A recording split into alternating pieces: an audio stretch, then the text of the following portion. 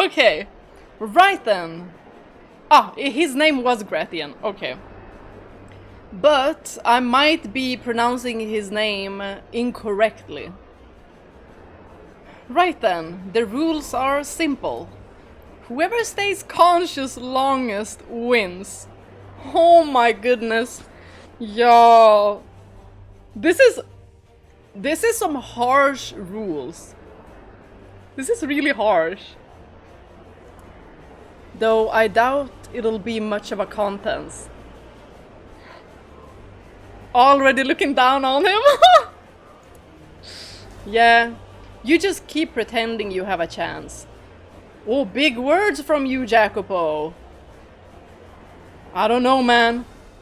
Look at Gratien. Look at the hand size difference.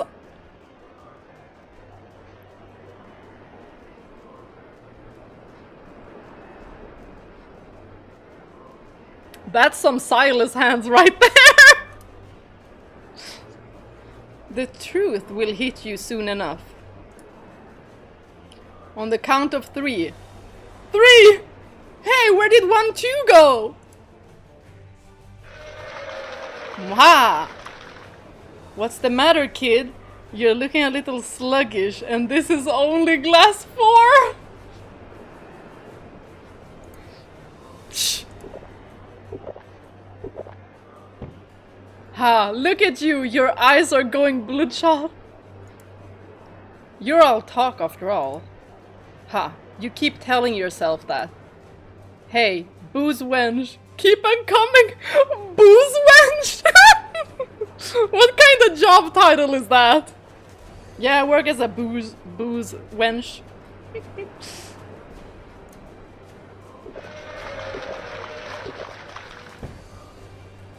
I could do this for hours. More. Fill her up. Y'all, I would never go up against him. I would... Okay, I'd be out after 3. I'm a lightweight when it comes to this.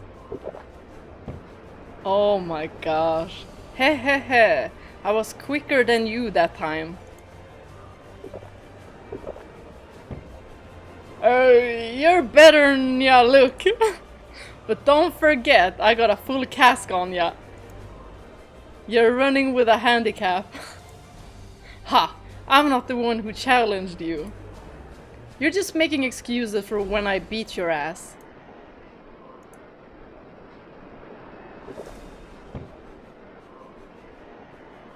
How many does this make? 10?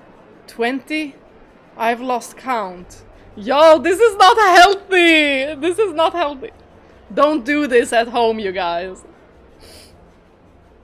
After all, alcohol isn't really that good for you. It's literally poison. Throwing in the towel, are ya? Hehehe. She, what I tell ya?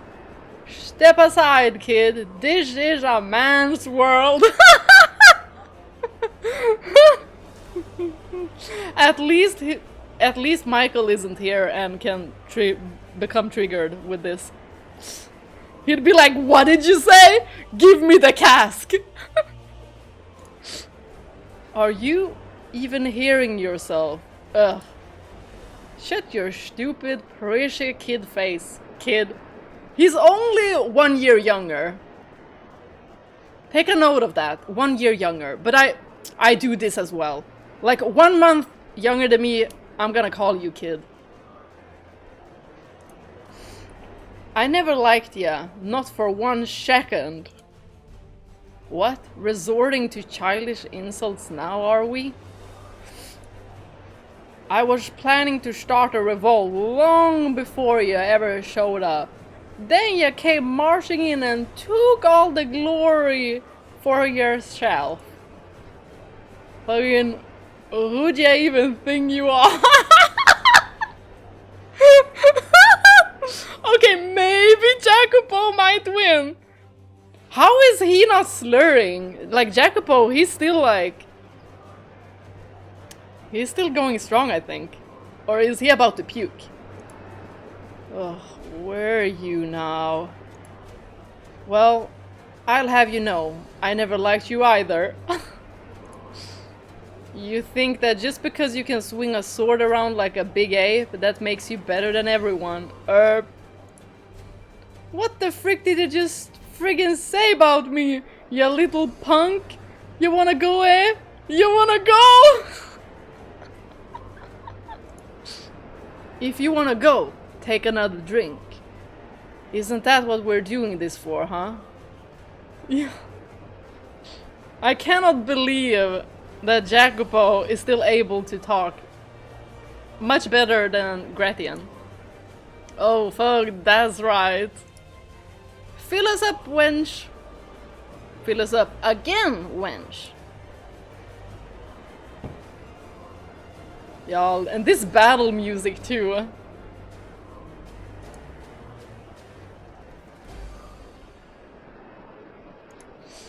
The world is spinning.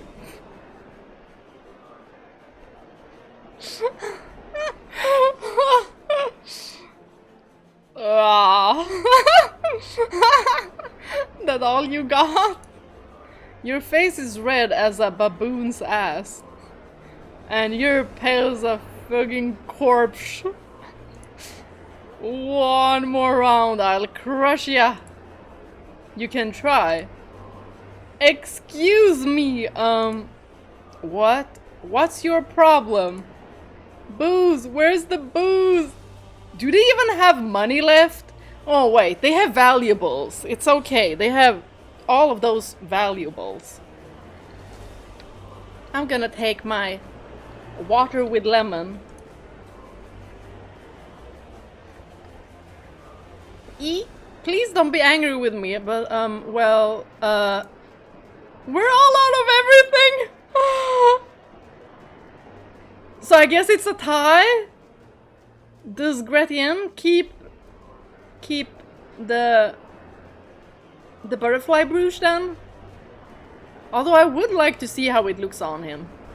I think it'll be cute. You're what? Then go get more. This ain't the only pub in town. I have. Everyone's out. Everywhere.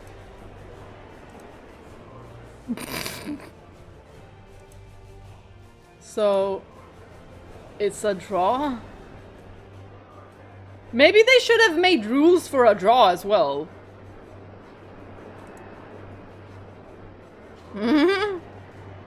How anticlimactic. Just as when they, you know, when they did the sword fighting as well. Seriously, what a load of bull. Eek, he just fell over. Y'all, I'm so into this.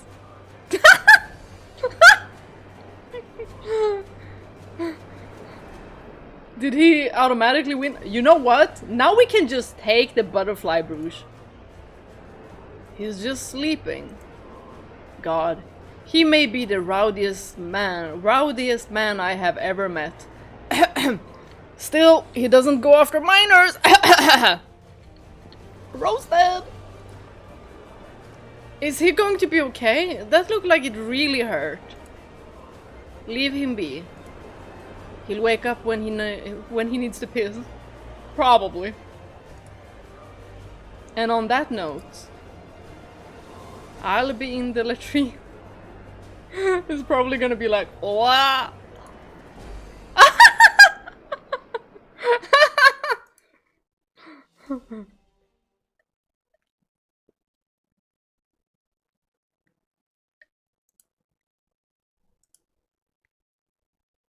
Maria, it's almost time to open up.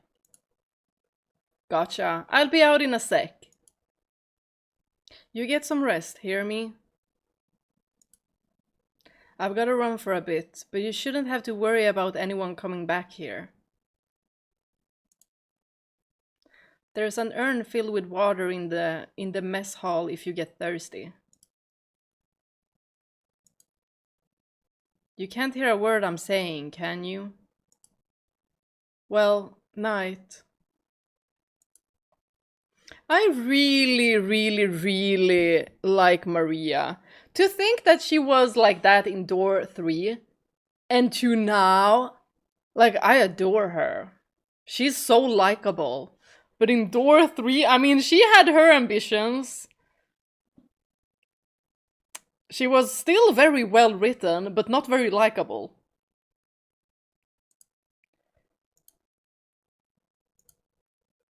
I entreat you to think long and hard about your actions.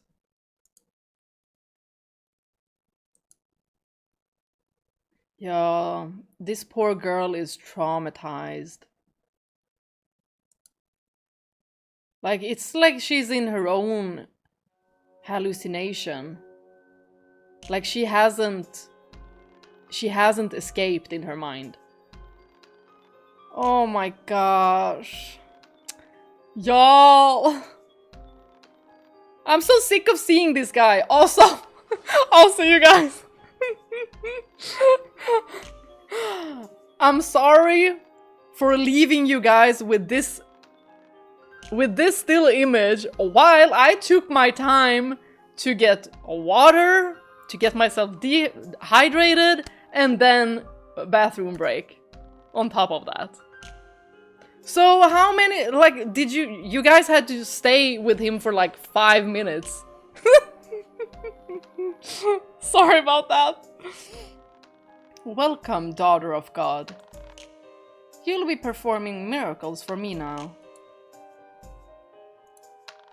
A man stood before me. There were several young girls in the room. Ooh, this music! Like every single soundtrack just slaps. They looked like prostitutes. Some of them might have been boys. The man's clothes were beautiful. His jewelry glimmered in the light. His eyes glimmered too, but with madness, not beauty. He was the lord of the land. I had been taken from my home, and now I was kneeling before the Lord. And if you cooperate, I can guarantee you'll live more than comfortably. Y'all, the way... If I would have been captured the first day, I'd be like... I'd take myself out. Like, ain't no way. Ain't no way. No.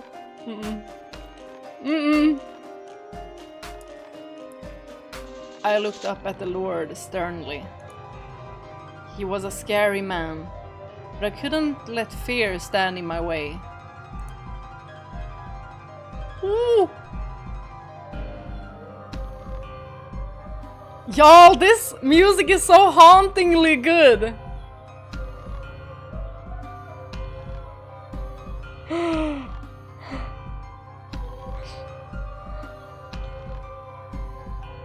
I was the daughter of God, his beloved servant on this earth. I had to act according to his will. Miracles are not something to be performed for one single person's benefit. What? Uh-oh. Oh. Miracles are not magic or parlor tricks. Oh my gosh, this triggers him. They are precious gifts granted to me by my Father in heaven. Oh! This poor girl. Using his power for personal gratification is a grave sin. And remember how freaking young she is too. She is just a kid. I will do no such thing. I entreat you to think long and hard about your actions. Do away with such selfish desires and dedicate yourself to helping the people. The power you have been given was bestowed upon you by the hand of God. It is not your power. He's merely allowing you to make use of it for a short time. Pride is a sin. Yeah, this man don't care. Please consider how you conduct yourself. You're an ignorant, insolent child, aren't you? I bought you. You are my property. Oh, he looks so scary! Somebody take care of him right now. Right this second. You have no right to an opinion.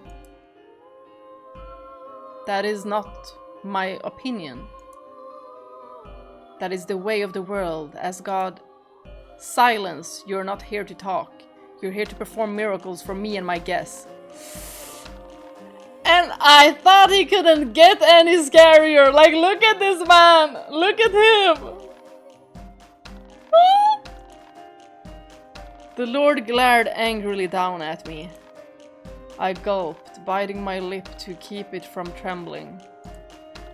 I steeled myself, fought down every urge to look away. Girl, me too. I'm like... Ah, my eyes! As I have already told you, I will do no such thing. But the Lord would not hear it. With a sickening laugh, he took a step towards me. What you will or will not do is my decision, not yours. Oh, no, get your hands off. He grabbed me by the hair and threw me to the hard floor. It seems you need someone to show you your place, child. You are my property. You are to do as I say. Oh my gosh. It's gonna feel so good when he dies. You are not to talk back or criticize. And you are to give everything to me. Your life, your body, your soul, your love. There's no love for you. I'm pretty sure his mother or father didn't love him either. Every last thing. This man, like, nobody loves this man. Nobody. Other than people the same as him. My love and my soul are for my father only, for God. I am no man's property.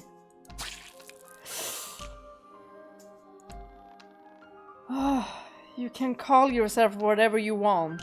You still feel pain like everyone else. You still scream. What's a little scratch on the arm, anyway? How many times have you cut yourself performing miracles, saint? Surely you're accustomed to the pain by now. Oh, this man is despicable. Now for the first taste of your so-called miracle blood. I imagine it must be truly exquisite, if what they say about you is to be believed. That your birth brought an end to a terrible drought. No. Yes. Give unto me your blessing, saint.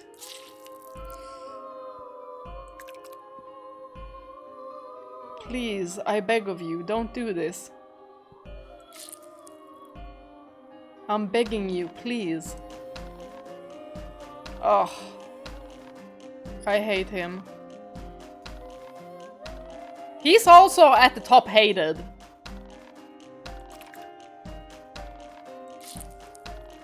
My blood was meant for the sick, the poor, the suffering. My miracles were meant for those who needed them. Is this another of your trials for me, Father?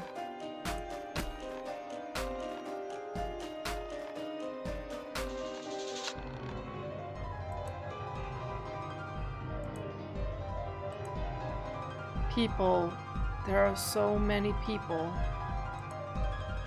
They're looking at me and laughing. Well, well, good morning, daughter of God. I hope you slept well. What's going on? What are all these people doing here? As I told you, you're here to perform miracles for me and my guests. No. I tried to twist away, but a jolt of pain ran up my arms. Looking down, I saw heavy shackles around my wrists. I was sitting atop a white sheet on what looked like an altar. And I was naked. No, why am I... Now, surely you, the daughter of God herself, are not ashamed of the body your father gave you now, are you? Oh, he's so despicable! I hate him! I hate him! I hate him! I hate him! You're not some lowly peasant girl. You're above shame, aren't you? Ah ha ha ha! Oh. What do you think you're doing? This is an act of blasphemy. The Lord pressed his hand against my mouth, bringing his face in just inches away from mine. I would encourage you to not insult my guests, Saint. Your job is to provide them with your blood, not to give sermons. He placed a knife against my neck. Intense pain jolted through my body. No tears. Now that's a good girl. It simply wouldn't be the same if you cried and blubbered like a lowly slave or a whore. Dignified and saintly. That's what I need you to be. Oh, I hate him, I hate him. The Lord brought a goblet up to my neck, filling it with the blood flowing from the gash. He raised it high into the air. Cheers! A saint's blood and good fortune to all. And then started passing it around to his guests.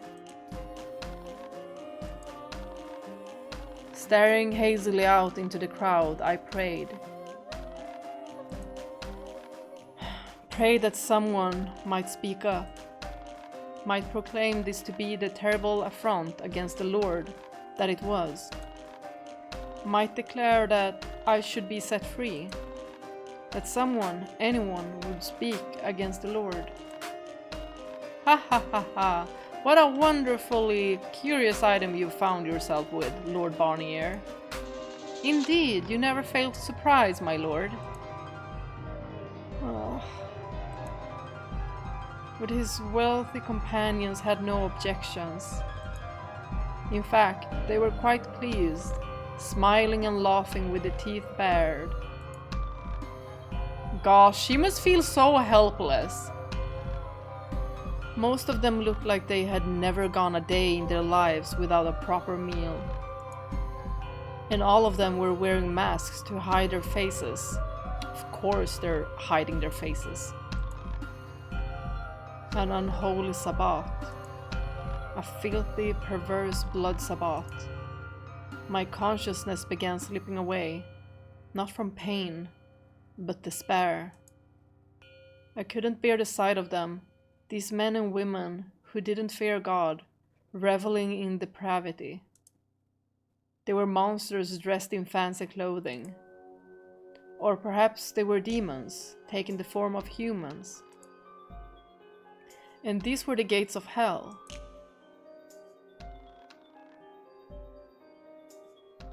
The Lord held such banquets on a regular basis. And every time he did, he drained me of my blood. Before long, my body was covered in scars and gashes. I could hardly even bear to look at my own arms and legs. In some places, I was purple and swollen.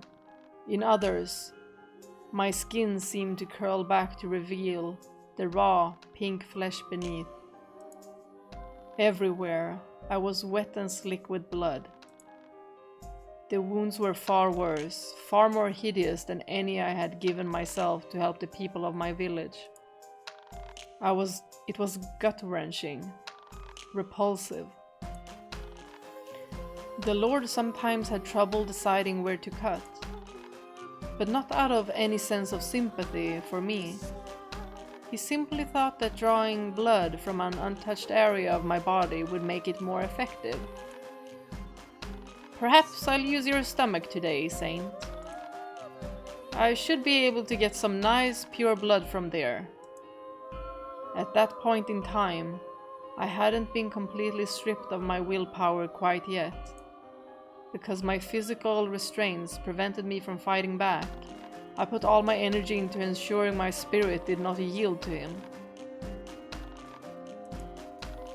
Stop this. Can you not comprehend that what you're doing is an affront to the Lord? I'm free to do what I wish with my property. Saint or not, you are no different than any of my slaves. The Lord is greatly displeased with your actions. Then use your miracle powers to deliver divine punishment on me.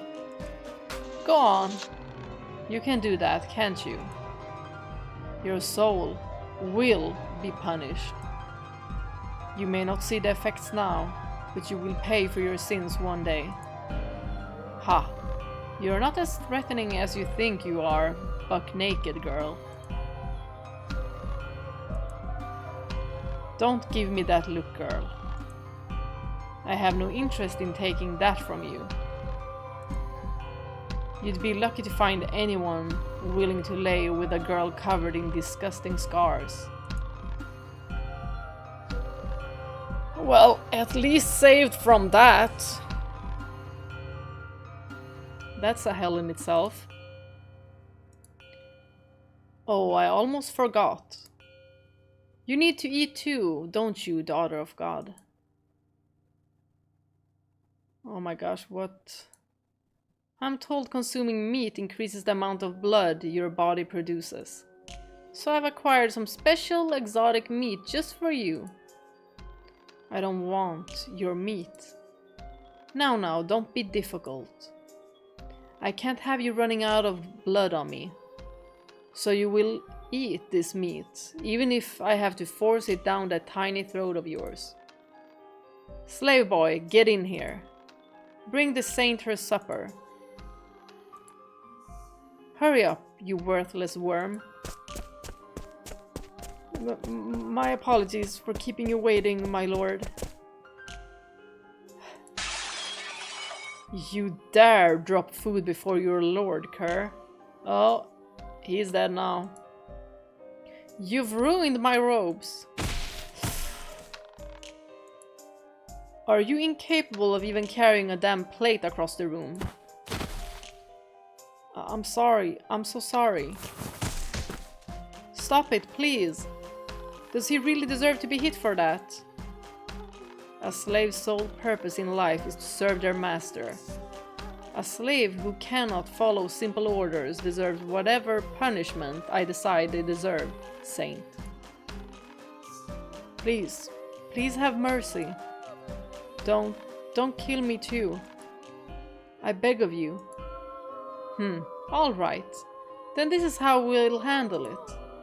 If you eat the meat, Saint, I'll turn a blind eye to the boy's mistake. Okay, I'll do it. I'll eat the meat. However much you want, I'll eat it. So please, do not raise your hand against the boy any further. Y'all, Morgana was such a sweet girl.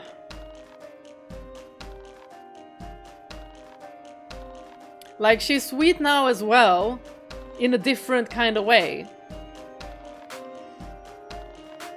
But she's very cynical. Very well. With a satisfied smirk, the Lord returned the fallen meat to the plate and set it before me. Ugh. I almost gagged at the stench. It didn't appear to be spoiled, but nonetheless, it was indescribably unpleasant. In no small part, I imagined, because it was raw. What's the matter? You said you would eat. Or was that simply a lie to stay my hand, daughter of God? I'll eat it. My hands were still shackled, so I had no choice but to bend forward and take a piece into my mouth like a wild animal. I tried to clear my mind, to not think about what I was doing. How I must have looked. A holy saint of the Lord, unclothed and in chains, gnawing at raw meat like a stray dog. Miserable. Disgraceful. Oh, it smells so bad. And I've never tasted anything like this before. Why? What? Why? What did he do? He? The slave boy, still on the floor from the Lord's beating, was looking over at me with vacant eyes. Or rather, at the meat. No. No, you wouldn't. This isn't... Is it? Oh! He didn't deserve this. Oh my gosh.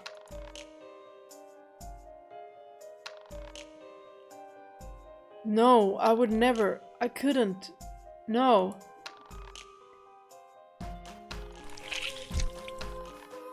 Well, well, is the meat not to your liking then, Saint? Hear that, slave? Oh my gosh. Can he look any worse? The saint says your brother tastes so bad it makes her wretch.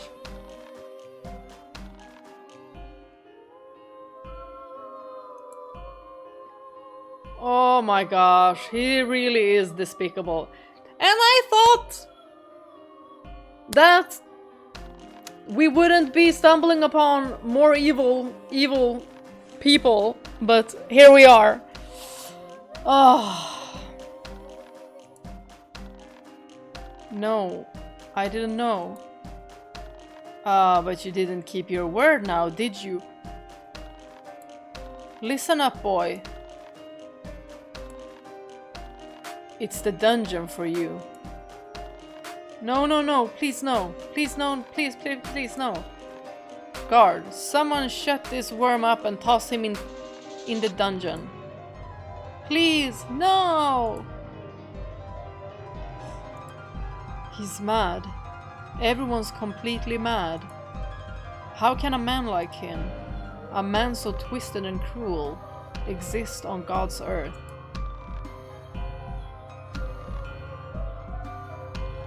Someone, please, get me out of here. Take me away from this place. Anyone. O Father who art in heaven, I pray for you to lead me unto deliverance. Father, your trials, they are much too great.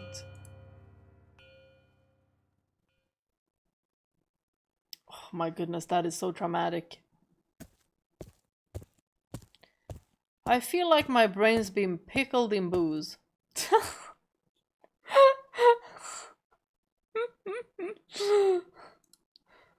My head's pounding.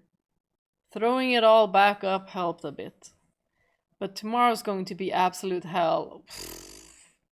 Y'all, I can just imagine. Oh my gosh. Horrible. Hmm?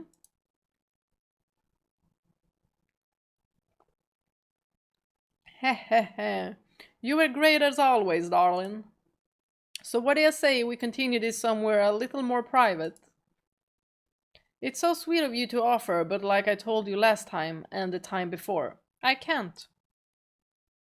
It's against the rules. Hey now, we both know the other girls are already having some extra fun on the side. If you ask me, I think we'd make good lovers. Do you think she's doing this because she likes it? No, she's trying to survive. 'Cause we sure make good love, ha ha ha. Ugh. You know, to tell you the truth, I do kinda like you. Oh, then you'll... But you're missing one very important thing I require of all my lovers. What is it? What am I missing? Money? Money, exactly. Money!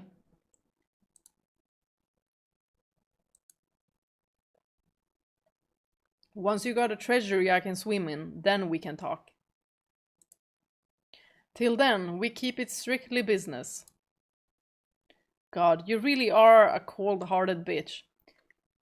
She's just trying to survive. And if you don't have a treasury and you can't save her from this life, then go away.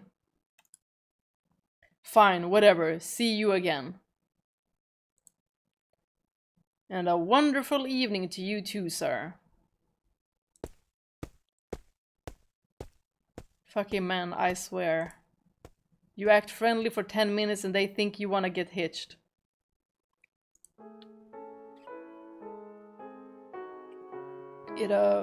He seems like a very pleasant man. Jacopo? Oh god, don't tell me you saw that. I did. Sorry. He even looks sad, look at him.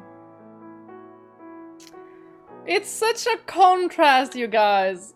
From Jacopo of door 8 and the Jacopo in the future.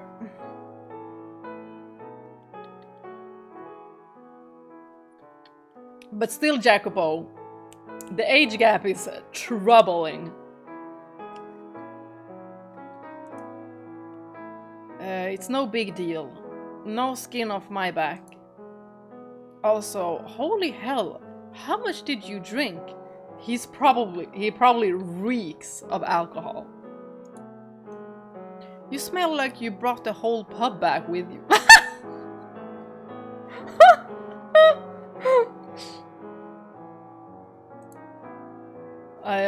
It wasn't my decision. Well, it was. You wanted to get the brooch back. I wasn't planning on drinking at all. Really now? Well, not that it matters. So, quick question for you, Jacopo.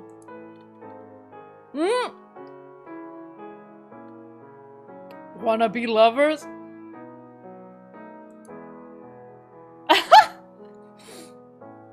At least y'all are the same age, right?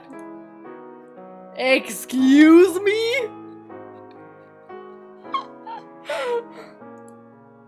Whoa, chill man.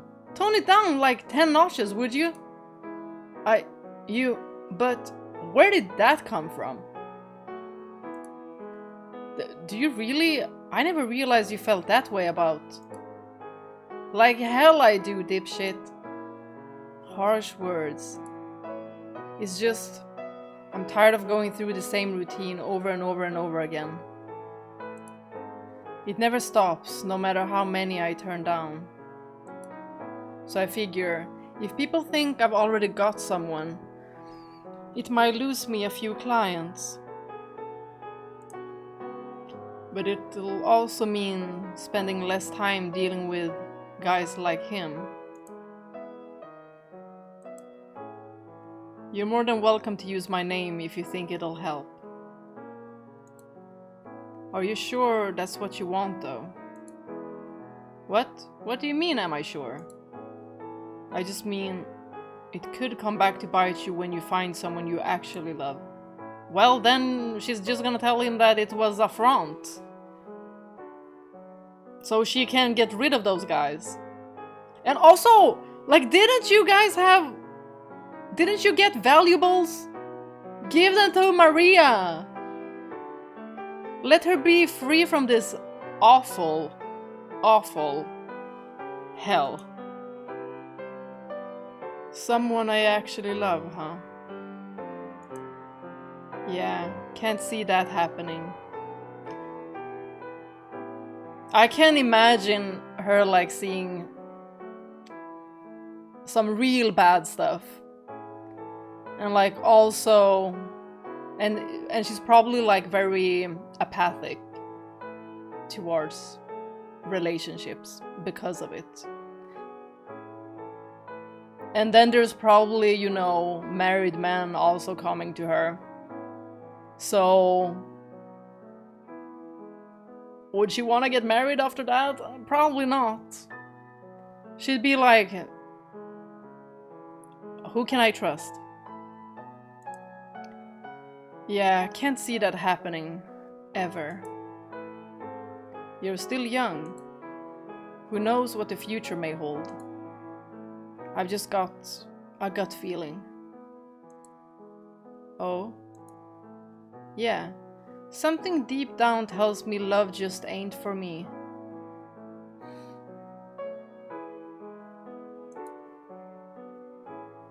There's love like friendship, at least. I can't imagine myself ever feeling that way about anyone. And it's not something I want either. It doesn't interest me at all.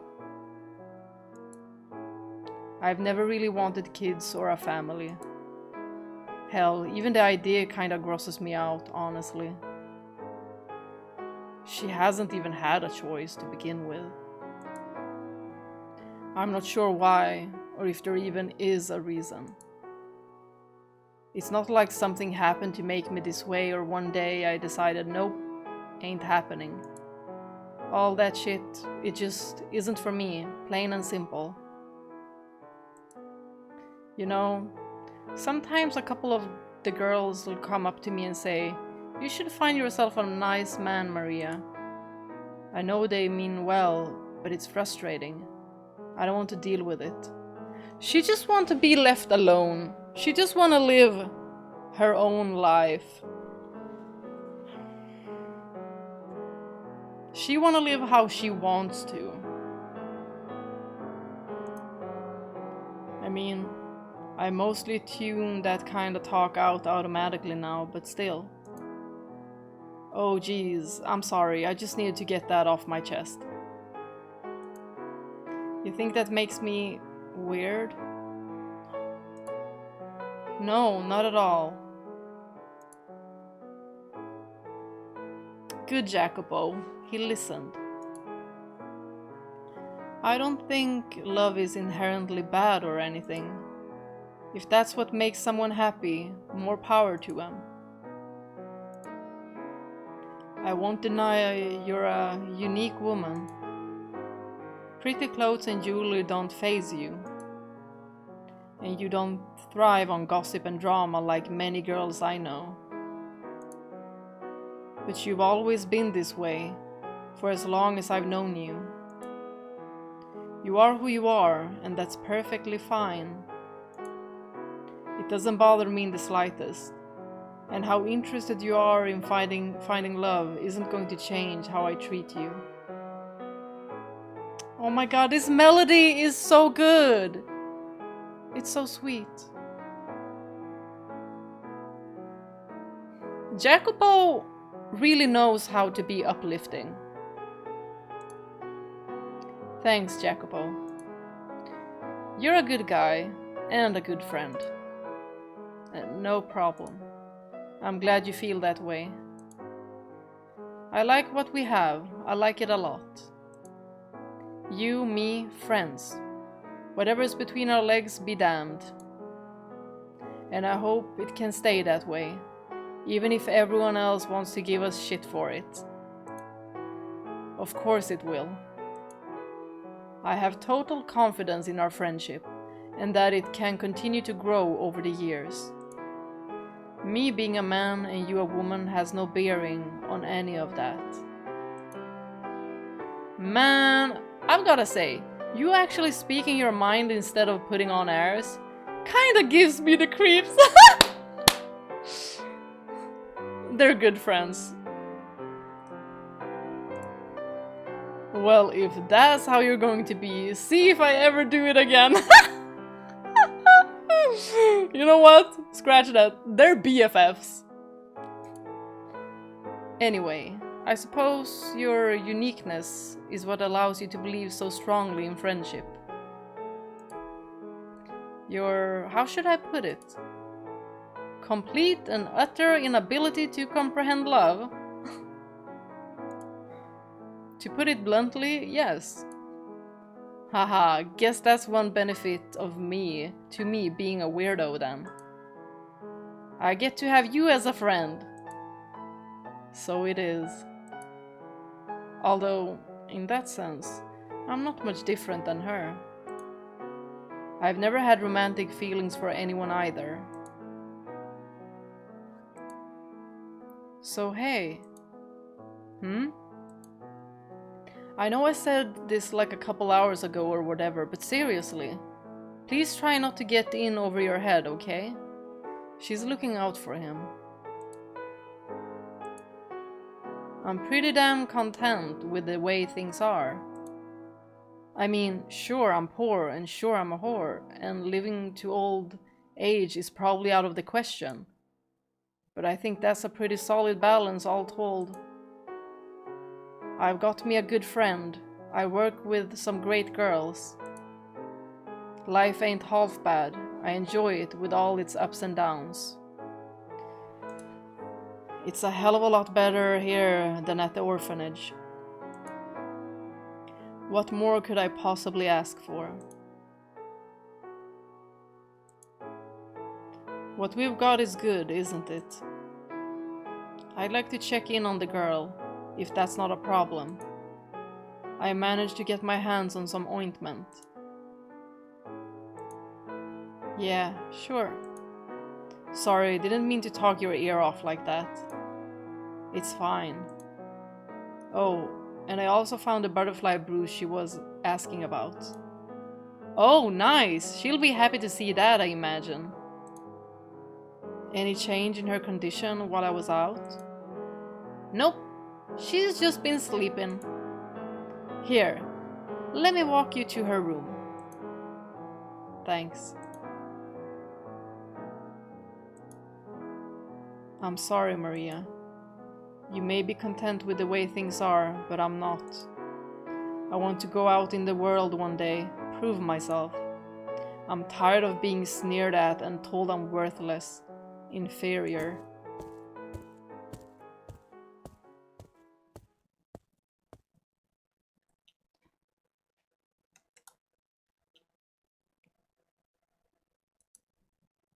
She's sleeping so soundly, part of me wonders if she'll ever wake up. Anyway, room's all yours. I've gotta get back to work. Alright, thanks. Take care of yourself out there. Man, I've been at this for years. You don't have to worry about me. I guess now's as good a time as any to apply the ointment.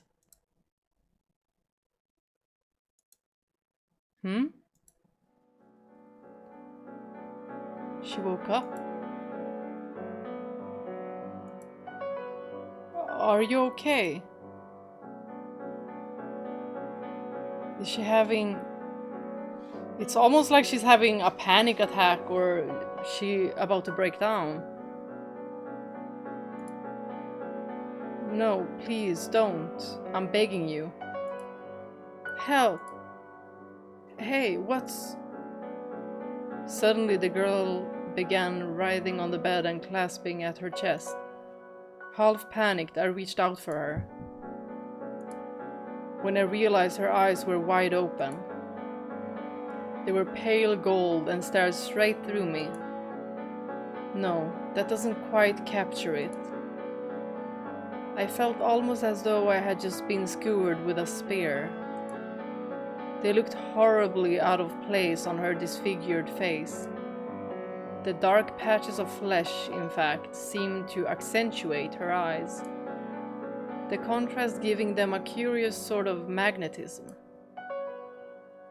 Unwavering resolve and fragility. Benevolence and seething madness. They were enchanting and also overwhelmingly inhuman. Perhaps their otherworldly beauty was, in some way, a result of her being in shambles physically and mentally. Like she was standing on the precipice, majestic wings spread wide as she prepared to embark on her journey back to heaven. Not on my watch, you're not. You put those damn wings away. Hold on, I'll go get some water. What? Hey! What? As I tried to step away from where she lay, the girl abruptly lurched forward and chomped down on my arm. Ouch! Oh, shit. Get off me. Calm down, I'm not your enemy.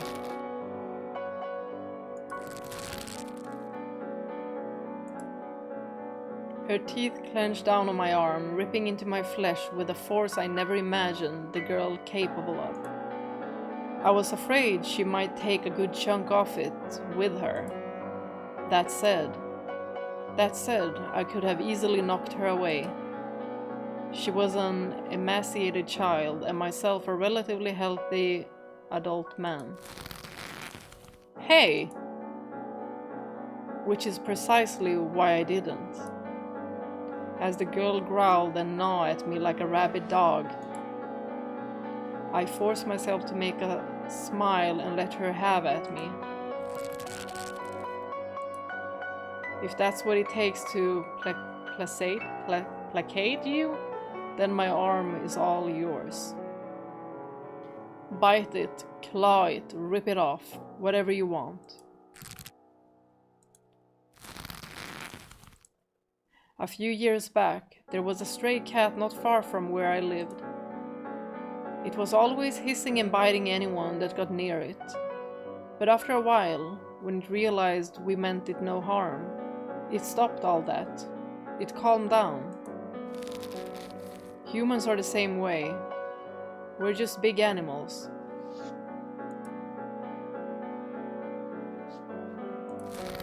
That said, this really does hurt like a son of a bitch.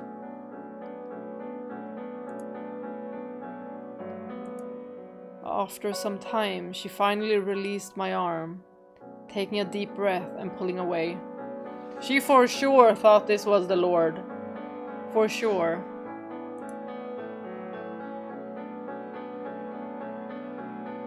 Then she seemed to roll her tongue around inside her mouth, as though trying to clean it. And once she was done with that, she began surveying the room with her pale gold eyes. They weren't the feral, glimmering eyes of an animal anymore, but clear and lucid. Human. Looks like you've finally calmed down. Let go of me. Whoa, whoa, I'm not going to hurt. Let go. Get your hands off me, please. Okay, no need to shout. I won't touch you without permission. I won't do anything to make you uncomfortable. Let's try this again. Have you calmed down? Though she still seemed to be disoriented, she gave me a nod. Okay, good. Actual communication. Progress. Where am I? She doesn't seem to remember our escape from the Lord's Manor. Not that that surprises me. She spoke in a hushed half-whisper, her voice much more restrained than other girls her age. Her furor had subdued, turning her soft-spoken and aloof. Considering everything she had been through, finding herself now in an unfamiliar room with a stranger, it was a natural response. But still, it seemed unbefitting. This is, well... Would she even know what a brothel is? And if she did, would telling her that go over well? It's kind of like my home, I guess you could say. I hear strange voices. Women. They sound like they're moaning. Ah! Couldn't we have, put her in another room? Not, you know, too close, but maybe it's not, you know, a big place, so... This poor kid. And the floor is creaking. Yeah, sure is. Well, crap. I've gotten so used to that, I just tune it all out automatically. But she's right. You can definitely hear voices through the walls. And now he's not gonna be able to filter it out anymore just because of this. No talking my way out of that. This is your home, you said.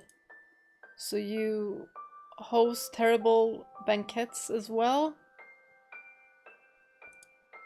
What? Whoa, whoa, whoa, whoa, whoa! Don't jump to conclusions! I'm sorry, I lied. This isn't my home. I just wasn't sure I could explain it in a way you would understand. We're in a brothel. Do you know what that is? Do we even want to tell her? It's where a bunch of women called prostitutes get together and sell sad men happiness. I know what a prostitute is. Oh, do you? I'm surprised. You're a little young for that. Well, good that you know, Jacopo. They are unclean. They disobey my father's teachings. What? God says fornication is a sin. All who indulge in worldly pleasure defile themselves, and shall be cast down into hell.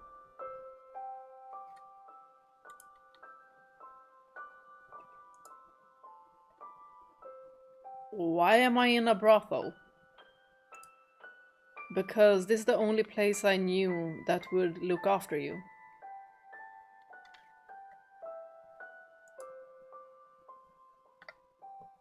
But don't you worry, I have a good friend here. You can trust her. She'll take good care of you. Oh, indeed she will. I freaking love Maria. So, you sold me to a whorehouse? No! No. Excuse me? You mean to defile me further, to make me into a harlot? Whoa, whoa, slow down. I never said that. And no, that's not why I brought you here. Liar. First off, you'd never... You're a liar. You mean to force me to defy the teachings of my father. Ugh. Take me back to the Lord's manor. Are you out of your mind? I would rather be there than here. He's a terrible, cruel, evil man. But at least he let me keep my chastity. So take me back to him. Okay, stop. Not another goddamn word. You want me to take you back to the Lord's manor? Like hell! Do you have any idea what I went through to get you out of there? And then there's Maria, who's been caring for you while I was out. We're helping you. But also, Jacopo, please don't scream at her. This poor girl has been through hell and back. Like, I get that he's frustrated, but this isn't helping.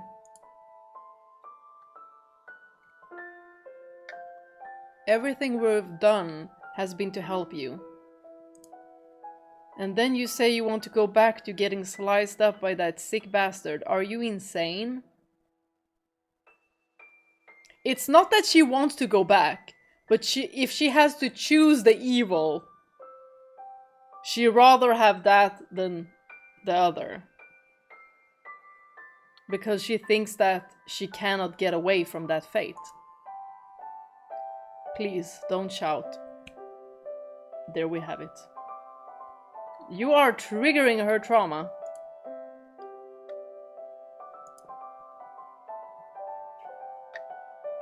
Sorry. This Jacopo knows how to apologize, at least. And he also knows how to listen. I'm begging you, just let me have my chastity. Are you kidding me? I must remain pure. I cannot return to my father's side when I pass on, if my soul has been tarnished. Oh, for the love of... How many times do I have to tell you?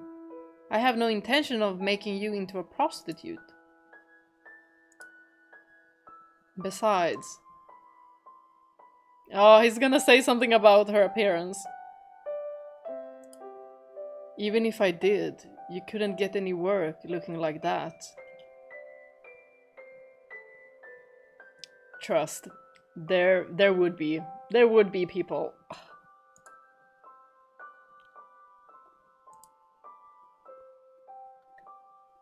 What do you mean?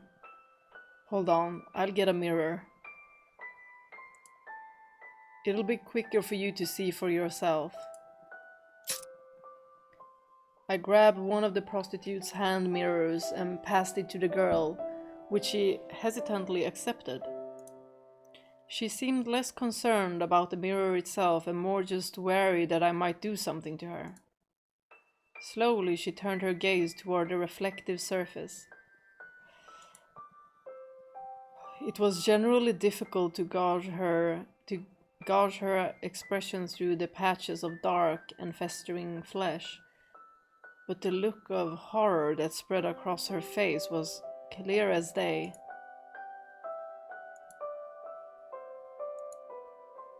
Why? How? What are these terrible marks? He never cut my face. So I take that to mean she didn't always have the marks on her face. Then, is it something the Lord did to her? But she just said he didn't cut her there, didn't she? It's hard to make out her muttering. God, now I feel like an asshole.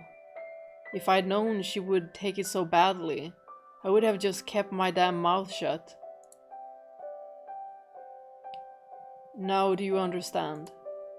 You can't be a prostitute.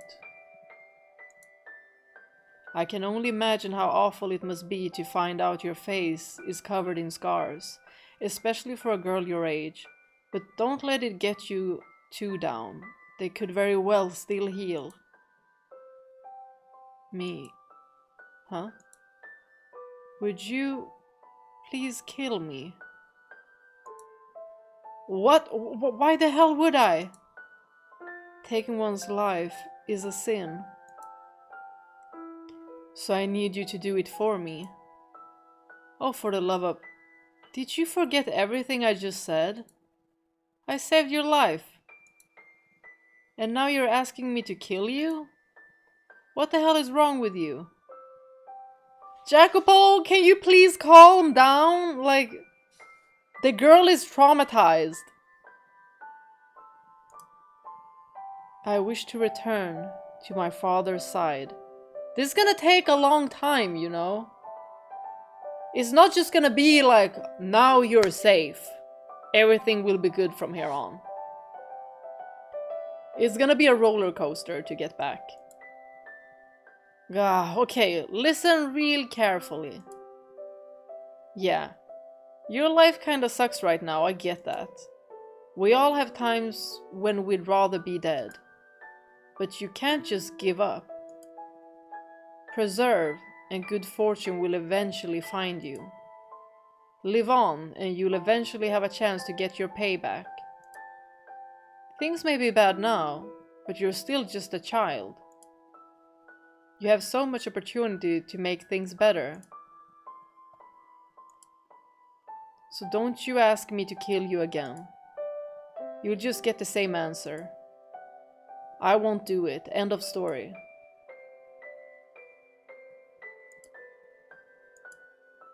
Hello, say something.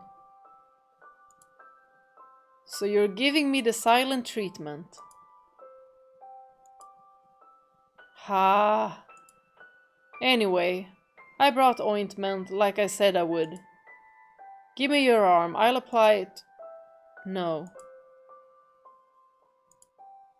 So she'll talk to me to shut me down, but that's it. I wish to be alone. I'll leave if that's what you want. But don't you go dying on me. I will not take my own life. It is a sin. That's some bizarre logic, but if that's what it takes to keep you from killing yourself, I'll take it. Well, I'll be off then. The ointment's right here. I'd appreciate if you actually used it. I'll see you.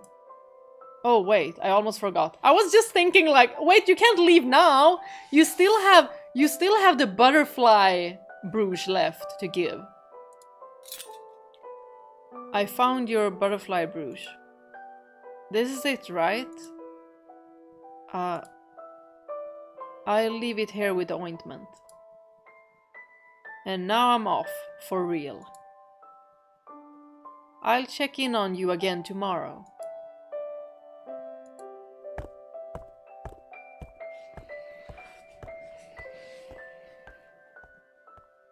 That was a lot more work than I expected. Oh, look who it is. All done with your little visit? Yeah, all done. Same with you, I take it? Yep, just a little bit ago. God, you would not believe that last guy. He was so rough I thought he was gonna tear me a third hole. Is that so? Oh my gosh, Maria. Not sure how I'm supposed to react to that information. So any news? Or did she just sleep the whole time? No, she woke up. We even spoke, if briefly. Well, shit, that's great news. That's debatable. Oh, what happened? Your big sis is all ears. Except I'm older than you, and we're not related either. Huh. Well, I didn't figure her life was all rainbows and sunshine. So what? You wanting to look after her?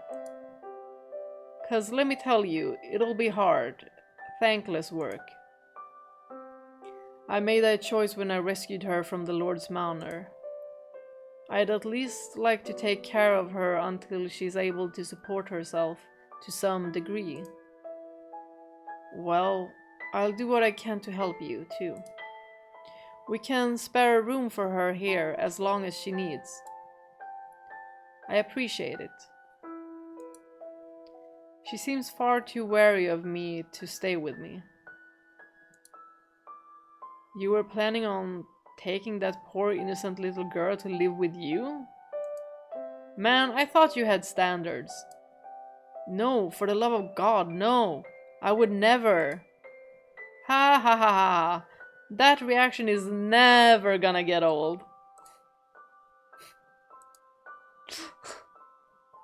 Anyway, pretty strange marks she's got on her face, huh? Any idea what they might be?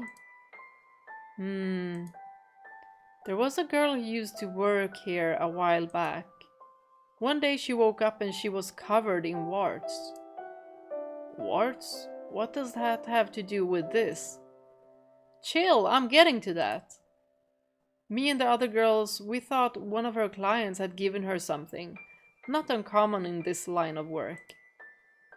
We'd never seen anything like it before, but we just assumed it was some kinda rare disease.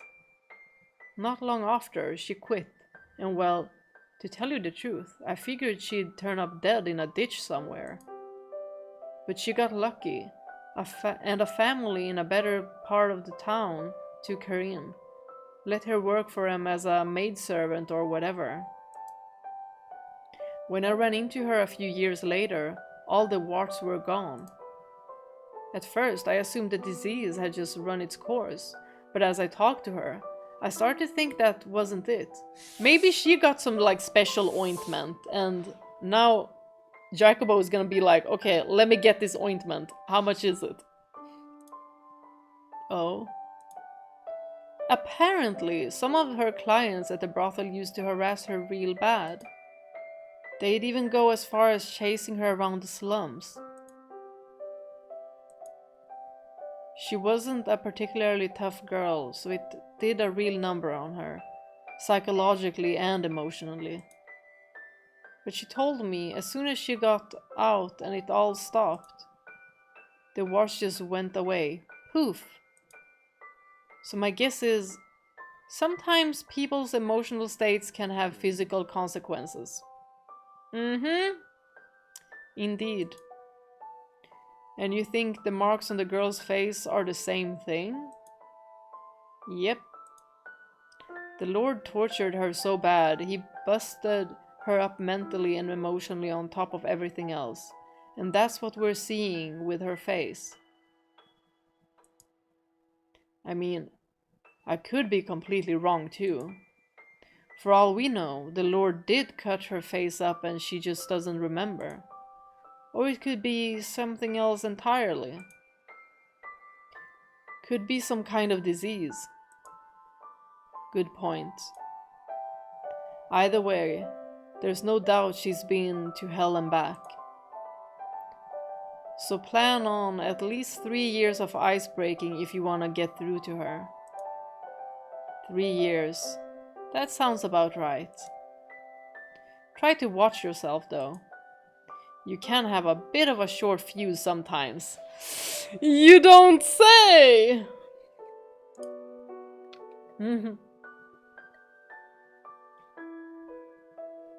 I will. Little does she know, I've already snapped once. I should get going then. It's been one hell of a day. I'm beat.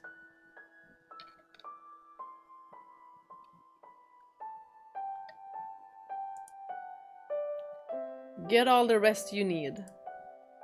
I'll let you know if anything happens here. Thank you. Good night. Sleep tight.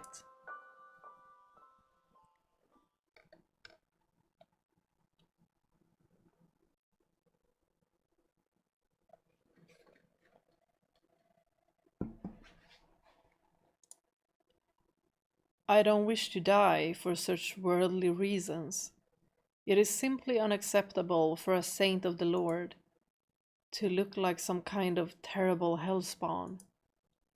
With every moment I grow more impure. Is this another trial, O Father? Ah, you're a damned witch wearing a saint's skin. So that's what he meant. I do rather resemble a witch, huh? Not a servant of the Lord, but a disciple of the devil. No, I cannot cry. I must not lament of my own misfortune. I must not feel sorry for myself. My tears, a saint's tears, should only be shed for others. Oh, did she go out? No. Oh, a flashback to the horrible, horrible mother. My darling little saint. Instead of singing a lullaby, I will tell you a story. The story of the day you first graced this earth. On that day, I told the village a very important secret. That I was visited by an angel of the Lord, and that I was with child, though I had known no man. The other villagers mocked me, called me a liar and a mad woman. But I did not relent, for it was the truth. And then, when you let out your first cry, rain clouds suddenly began to form in the sky, and the land was blessed with rain after many months of drought. The clouds, they were drawn here by your voice, my dear. A gift from your father, the Lord God. No longer did the villagers call me a liar. They believed in me, and they believed in you. I saved everyone? Yes, yes you did, my little saint. And you will continue to deliver people from their suffering. Did I deliver you too, Mother? Of course you did, my dear. I'm glad.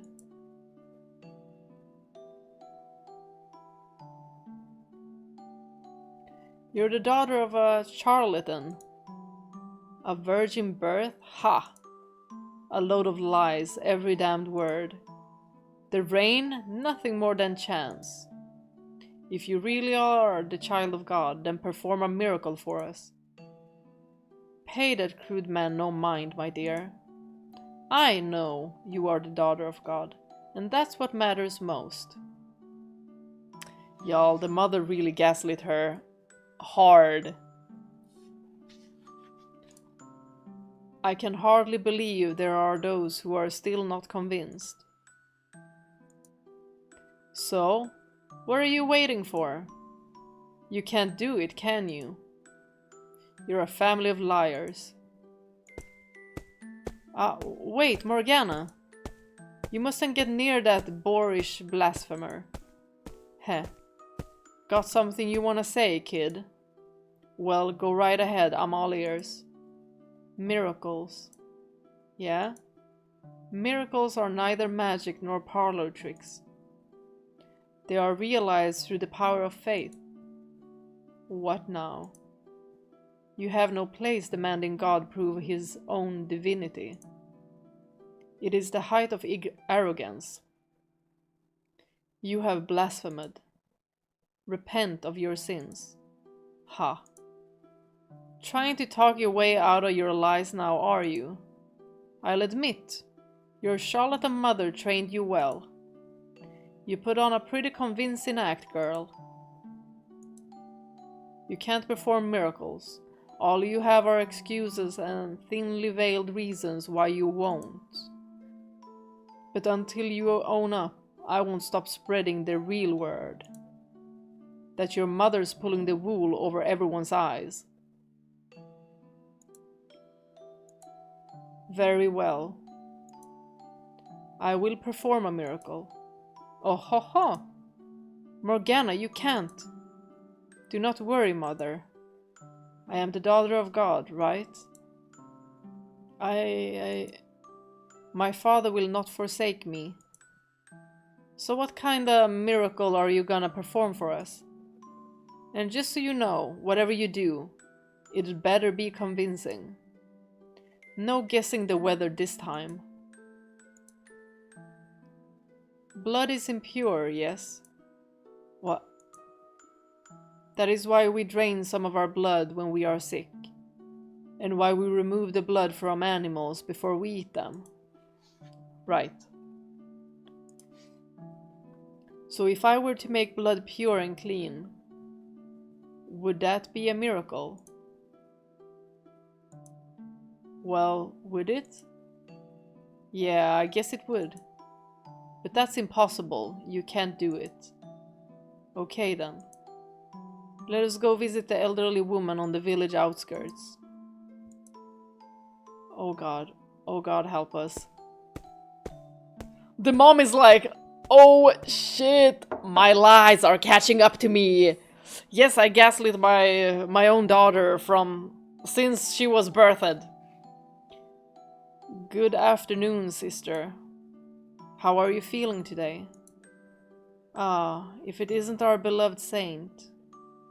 And the elderly woman, like we know from Morgana's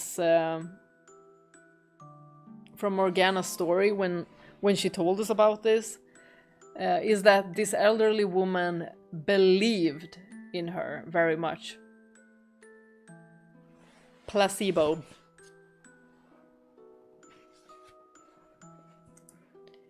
How very kind of you to pay this old woman a visit. Please stay in bed. I know you are very ill. You must rest. Oh heavens, no. That would be dreadfully rude of me.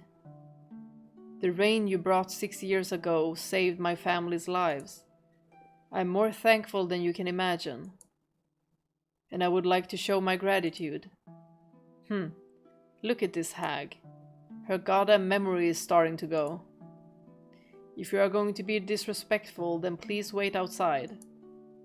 I do not want your profanity contaminating this sacred rite. Otherwise, stay quiet if you wish to see the miracle being performed. Oh beautiful saint, please, allow me to kiss your feet. Thank you, my sister. That will suffice.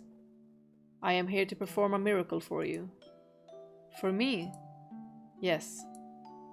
You have always believed in me, your faith never wavering. 6 years ago, the whole village acknowledged me as the daughter of God. But as you can see, there are those whose faith is not as strong as yours. How terribly tragic. That it is, but fear not, for as long as there remain those with faith as strong as yours, a few unbelievers will not weaken my power. For faith is the path to salvation. Yes, yes it is. In celebration of your 6 years of unfaltering faith, I have decided to perform another miracle for you today. I ask you to do as I say, and know that I love you dearly. Of course. My beloved sister, partake of my blood.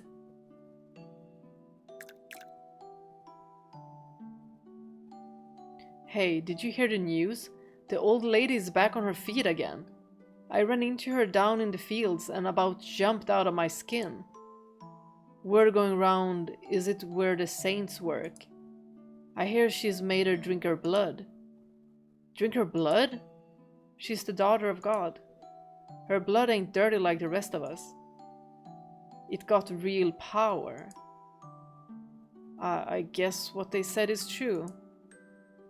She really is the child of God. Yep, we got ourselves a real genuine saint there. Not many people can say that. No, there's no way. It's not possible. It can't be. There he is, the bastard who dare insult our saint. Get him. Oh, it's another witch hunt now. We'll put his head on a pike.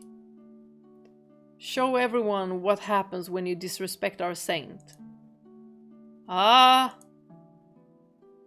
Stop this at once. Our saint.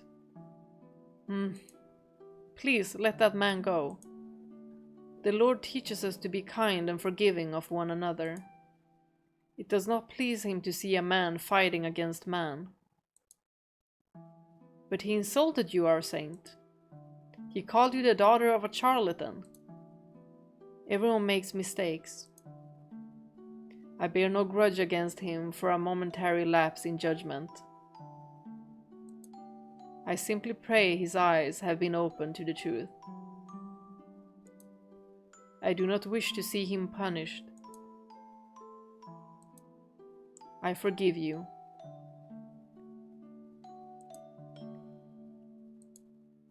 Thank you. Thank you. I was wrong. You are a saint. Never again will I call you a liar. I am your faithful servant, my beloved saint. Your devotion is truly honorable.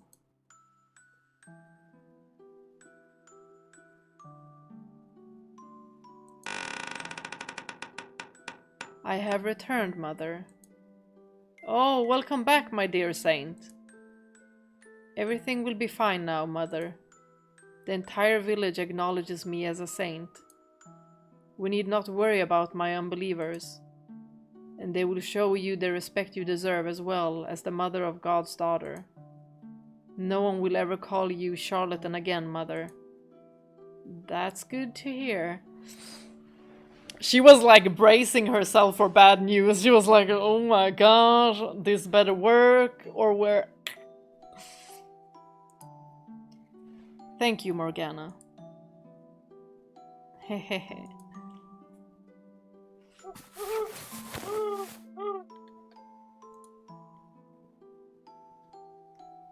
It's still night. I'm thirsty. I'll go get some water. What did I... This... Mother's still awake. Who is she talking to? Herself? Oh God, what did I bring into this world? She scares me sometimes. When I look into her eyes, when I hear her voice, I feel like my soul is being sucked out of my body. She's a girl of barely 6 years, yet she terrifies me. I'm beginning to think she really does have some kind of strange power that allows her to manipulate, to control people.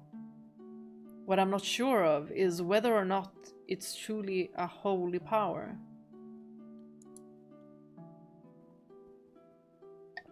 Is she really a saint? My heart tells me she's something else. Ah. Oh, what horrors have I wrought upon this earth. You know as well as I do, God, that nothing divine could possibly grow in my womb. Are you punishing me, God, for the sins I committed that night years ago with that vagrant? I'm dreaming. This is all a bad dream. Mother would never say such things about me. It's just a dream. Good morning, my darling little saint. Is something the matter? You look vexed. Mother, last night... Did something happen last night? No, nothing happened. Mother, I've always been a saint, right? From the day I was born.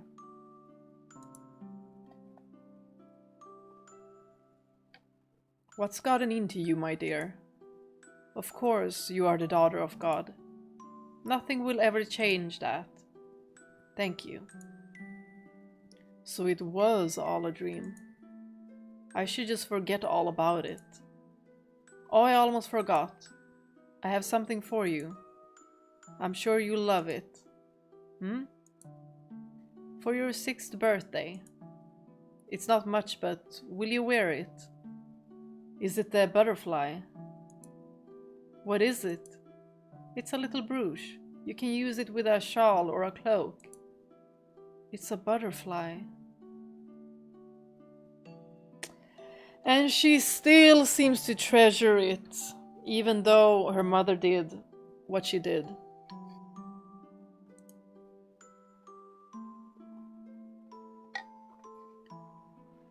Butterflies are said to be God's messengers, so I thought it would fit you nicely, my dear. It's so pretty.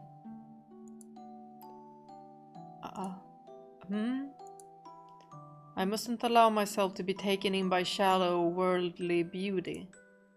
I'm not an ordinary little girl. Father would be greatly disappointed in me if I were to behave like one. Thank you very much, Mother. Your gift means a great deal to me. Of course I will make use of it. You're quite welcome. It's hard to believe you're only 6 years old. What was that, Mother? Oh, nothing. Before I forget, after what you did the other day, people have begun asking about having you perform miracles for them too. But you're still so young. I'm not sure it's wise for you to go around giving out blood to everyone who asks. No, it's fine. I will do it. It is my sacred duty as a saint to put those in need before myself. even if it means cutting yourself up every day. I will accept the pain gladly. It is a symbol of the good work I do in my father's name. I see. Well, you've made up your mind, it seems. So I'll support you in any way I can.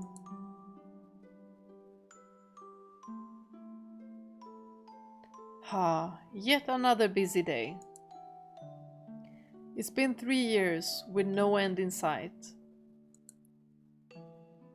We're starting to see more and more travelers from faraway lands. People have even set up trading posts in the village. Yet not a single coin comes our way. We're losing money every day. Oh gosh, are we ready for this, you guys? Ugh.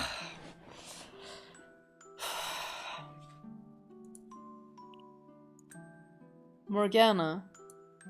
What is it, mother? I must prepare for my next blessing. Why must you hand out miracles for nothing? Why would you even ask such a question, mother? We're barely holding on as it is, my dear. It's not wrong to expect a little remuneration for our services. No, mother, it is wrong. Miracles are not to be bartered for. God the Father does not charge for his miracles. So why should we, when I'm only borrowing his power? Listen to me, Morgana. Every time you give someone a blessing, you're hurting yourself. If not for the miracle itself, you still deserve some degree of compensation for the pain. I know you're concerned for me, mother, and I appreciate it very much, but I'm happy with the way things are. I'm happy to be able to help others with my Heavenly Father's power. A power you won't have much longer, my dear, if we can't afford to keep ourselves fed. I'm a saint, aren't I? Yes, you're my sweet little saint. God will not forsake his saint. No matter how difficult it may get, he will always provide me a way to continue doing his work. And you're the mother of that saint, aren't you? Yes, that's right. I conceived you untainted by the hands of a man. Then you must respect his will as well, mother. It must be our highest priority. You're right. I was wrong, my dear saint.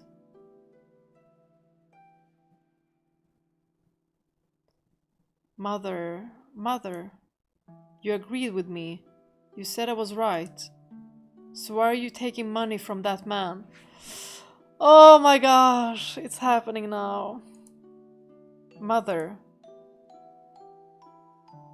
Why? Oh.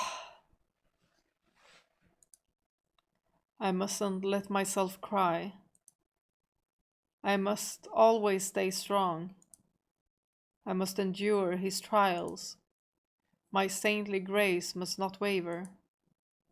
Father would be greatly disappointed in me, and then I would have nowhere to call home.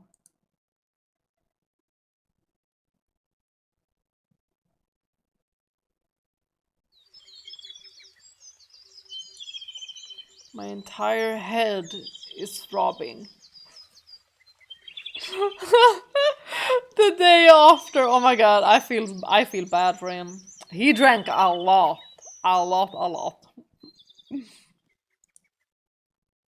What a wonderful way to start the day.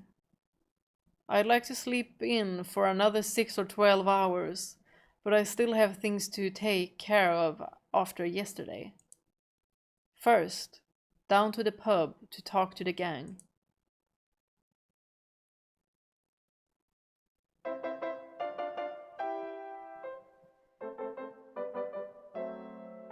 Yay! We have some uplifting music!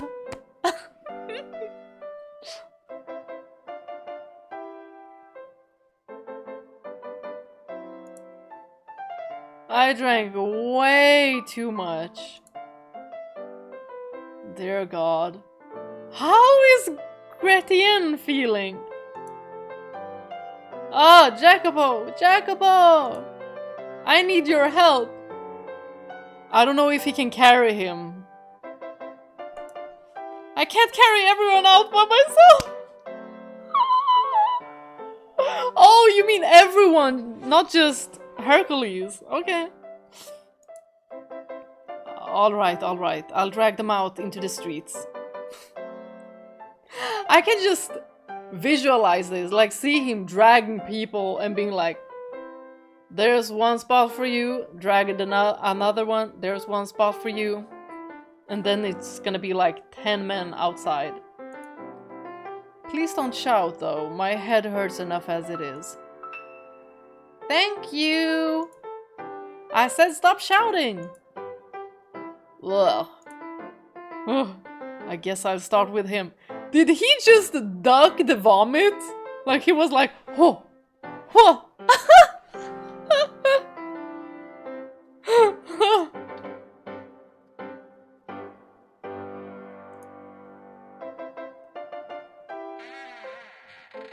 Ah, there he is!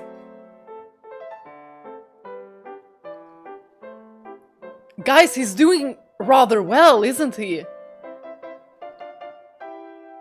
He's... Gratien? Oh, it's the big guy from last night. Name's Gratien. Try not to forget it, cause you'll be seeing a lot of me. Which reminds me, I never got your name. I'm just a trifling little flower. My name isn't important. But if you would lend us a hand, that would be lovely. A hand with what? I'm just here for the booze. Such a simple man. Haven't you had enough? Not even close. How is he even on his 2 feet? How is he back to himself?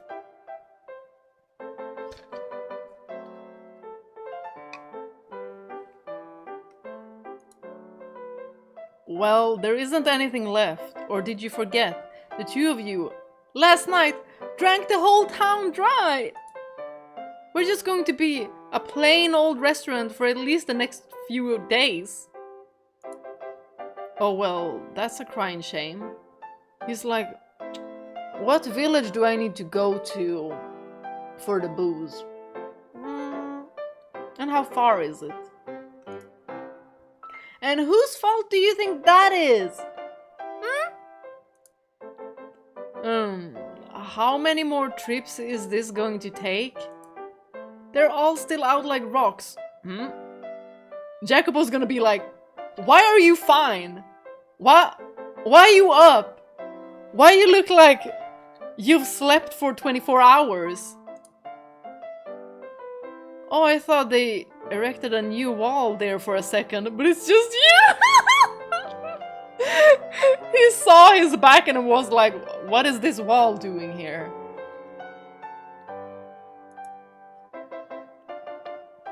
Just so we're clear, since there wasn't any real resolution last night, you passed out first, which means I... Hey! Top of the morning to you, Jacopo. He's like... Why is he so energetic? Immune. And what a beautiful morning it is! Ah! That is some kind of superpower right there. Some kind of superpower, I tell ya.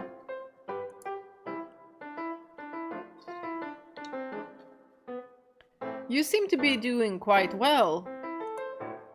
What happened to the aggressively competitive Gratien from last night? I had y'all wrong, Jacopo. What? I had ya pegged for the stick up your ass rich boy kind of fella, But you drink like a real pro. So that's all it took! That's all it took, huh? The true measure of a man is how well he holds his booze. And you proved yourself. You're one hell of a man.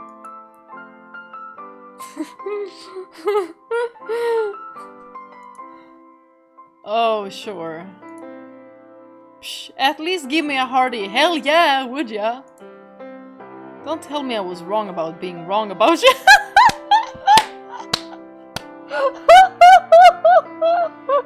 And what if that's true? We still got the butterfly brooch off of you. So, I'm just not at full capacity at the moment. It's taking me a little longer than normal to process. Anywho, point is, you got my seal of approval. We helped each other out back at Lord Asswipe's manor, but now we're comrades, partners in crime. Hold up. What? You don't want to be partners? Look at this grumpy puppy face. Is it the same?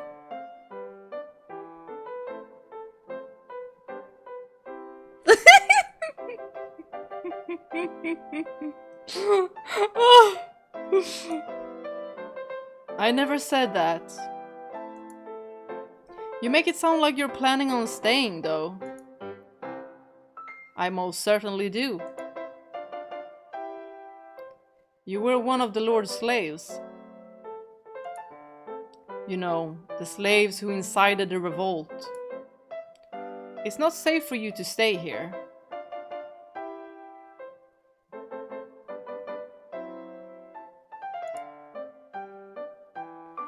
If someone were to identify you, you'd be dead in...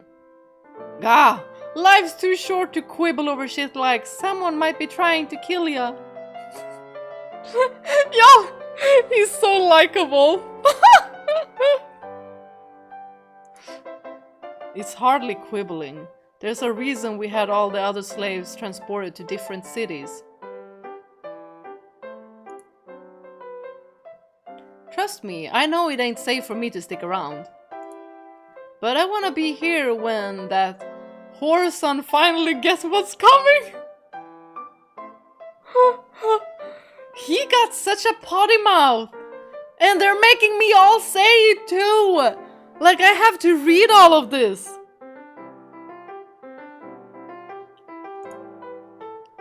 Like hell I'm bailing before his head's on a pike.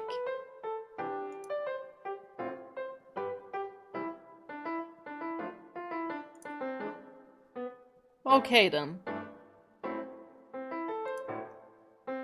As long as you're aware of the risks, that's your choice to make. And in that case, I'm glad to have you.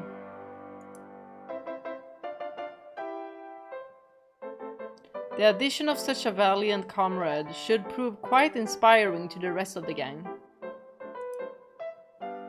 Haha, you're damn right it will. You should just said that to begin with. Skip all the not safe nonsense. Besides, everything you just said applies the same to you. Far as anyone in that manner is concerned, you're a slave as much as me. And your infiltration job didn't exactly have you laying low. They'll recognize you. Fair enough. I haven't heard of any wanted posters going up yet, but you're right. It's best to remain cautious for now. Though as long as we keep to the slums, we should be relatively safe for the time being. As amusing as that sounds. As amusing a thought as that is. We're safer in this lawless dump than the city proper. Indeed, but the gang has eyes and ears covering the entire district. We'll beat them up! Right? Gratien? Jacopo? Oh right, I'm not in this group. Never mind. I'll just be on the sideline, sipping my drink.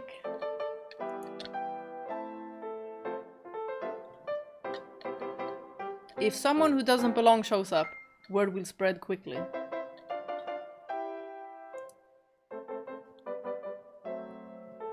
Ah, so if the Lord's guards try to slip in, their cover'll be blown just like that, eh? Precisely. Which isn't to say it's a good part of town, of course. We have more than our fair share of hooligans. You just have to be able to protect yourself. Which I doubt will be an issue for you. Hell yeah, bring on the pickpockets! I'll rob every last one of them blind. Maybe even literally.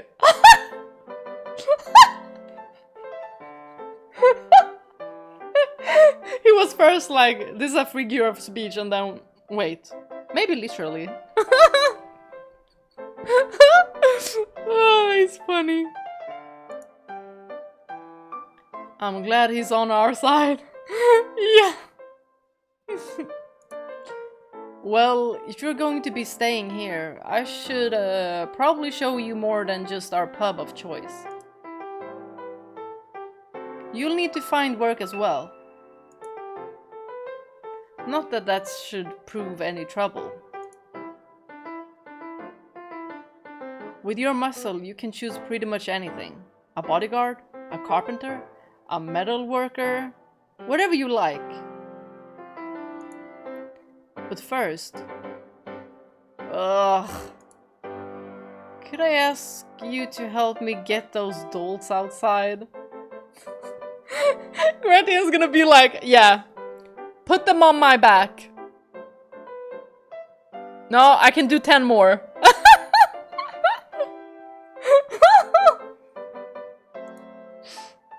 Aye, where do you want me to toss them?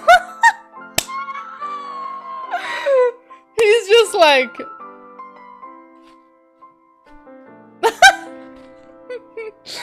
like they're leaflets.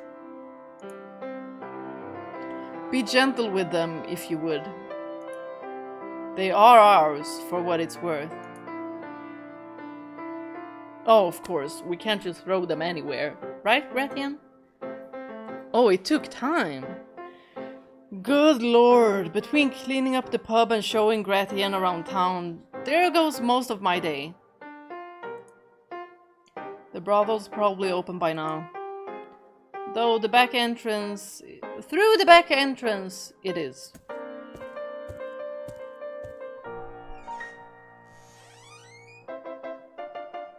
Hey, anyone home? Morgana? No one? Not even the girl? Don't tell me she went out wandering in her condition. Oh, hey there, Jacopo. Perfect timing. Maria, the girl, where did she go? Huh? She was here, last I checked. Last you checked? You're supposed to be looking after her. Ugh. Anyway, help me look for her. Yeah, I don't think they'll, Excuse me? Turn around. There she is! Finally, we get to see Morgana!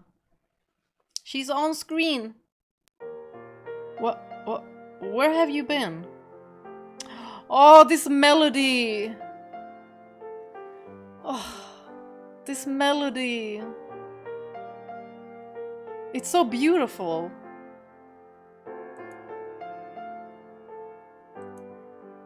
I didn't even sense her approaching. I swear, she just appeared there like a ghost. And where did you get those clothes? Oh yeah, we were digging around in the dressing room and found it there. I want to get her into something a little cuter, but she insisted on that.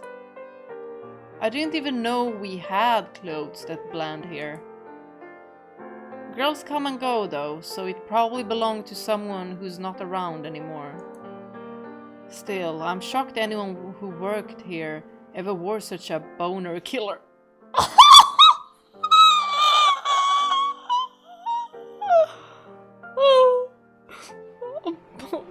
Boner killer, my goodness, Maria, in front of the kid too.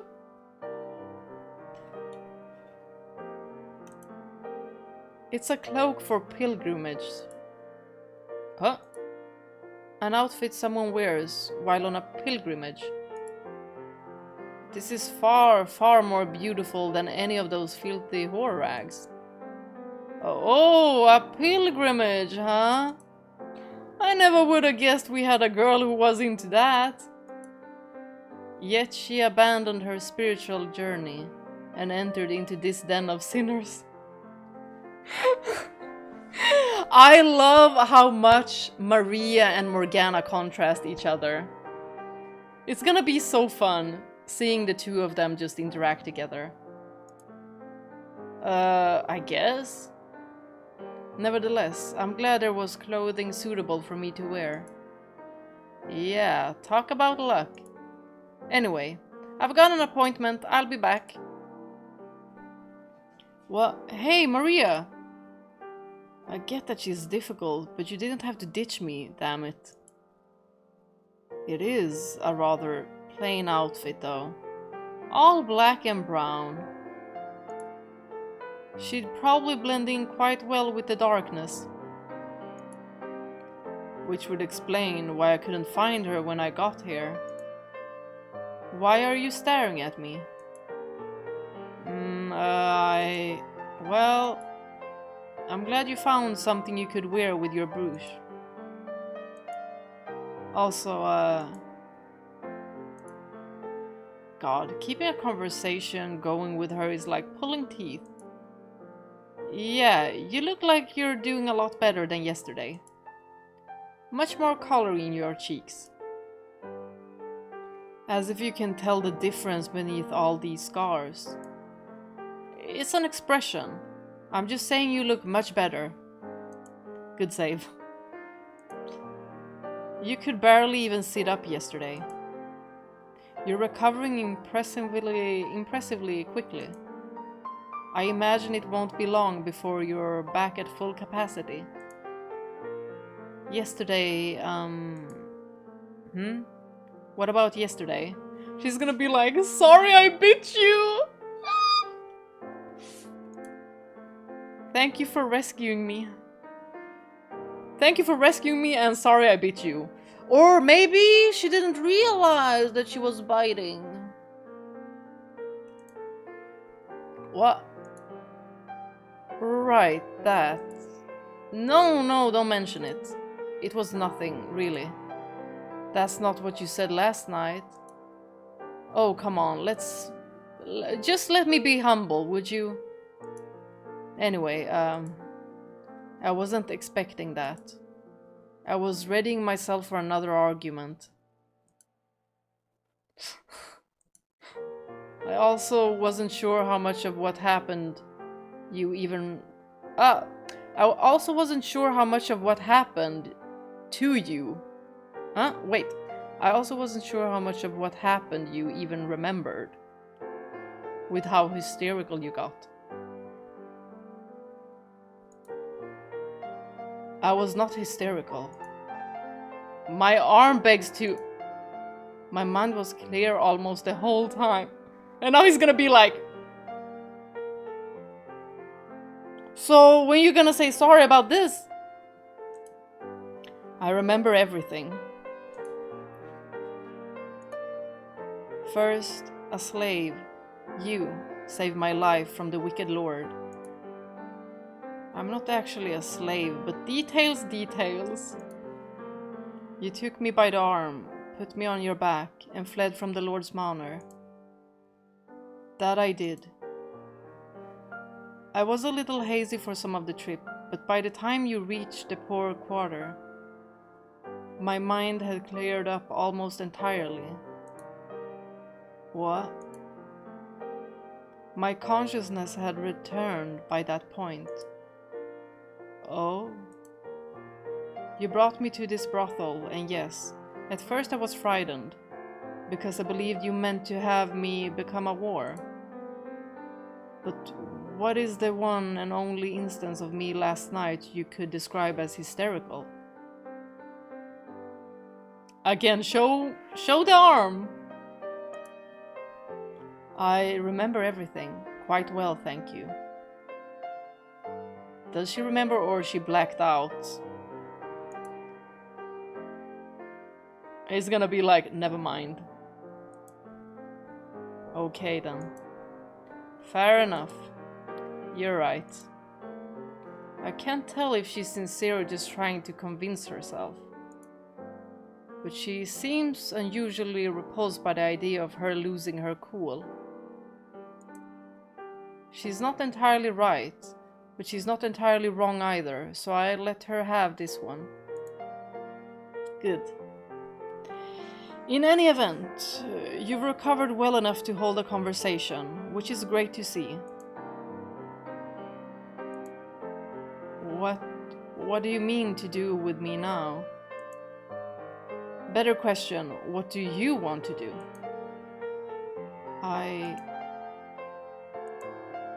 Alright, well, Here's an idea. If you don't have anything, you can stay here until you're all the way back on your feet. Maria's already set aside that room for you. You want me to stay in this vile gathering place of sinners? You do realize who you're talking about, right? Those vile sinners are the ones who took you in, who agreed to look after you. They're no different than you or me, just doing what they must to get by. I am not like them. You're right. They don't look down on others for their line of work.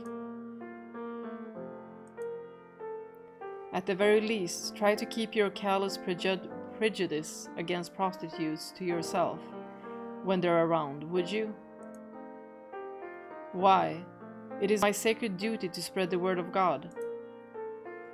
Indulging in carnal pleasure is a sin, no matter the reason.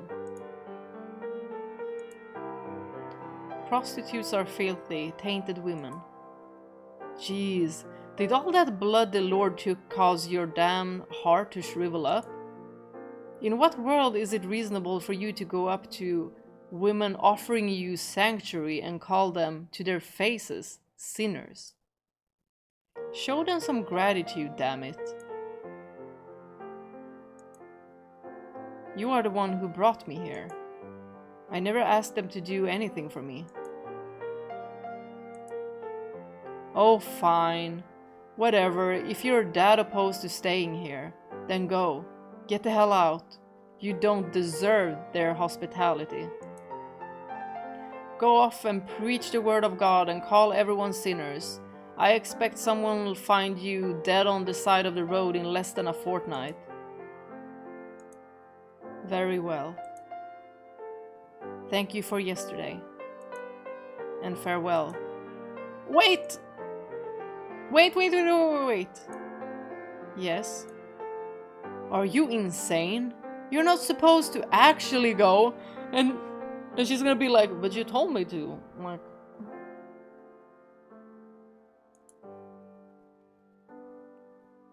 you're the one who told me to leave. I just... Off to a great start with that. 3 years of ice breaking, Jacopo. She's been through hell, you know that. I'm sorry. I take everything back. That was extremely childish of me. So please reconsider. I wouldn't be able to sleep at night knowing I chased you out. I mean, I can understand that people would assume that she's being, you know, cold towards him, and she's being like very like white and black. Like, But she's been through a lot.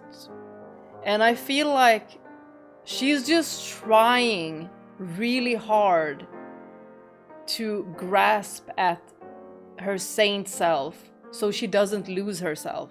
Because what we saw her lose control. Jacopo told us that she was hysterical, and she did not want to believe that.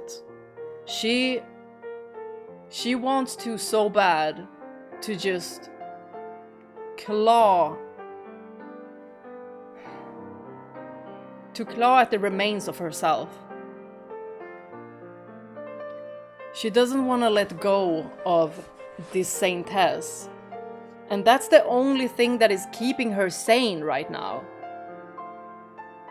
That's the only thing keeping her going. And she's just a kid. You cannot seem to make up your mind, can you? It was a heat of the moment thing. I didn't mean it. I'm sorry. I don't actually want you to leave. Ah, good lord. Alright, the ointment. Did you apply it like I told you to? No. Really? Well, in that case, I'll do it now. You'd need help with your back either way. You're a very curious man. Huh? Why do you say that? No reason. I'm simply saying the first thing that came to mind.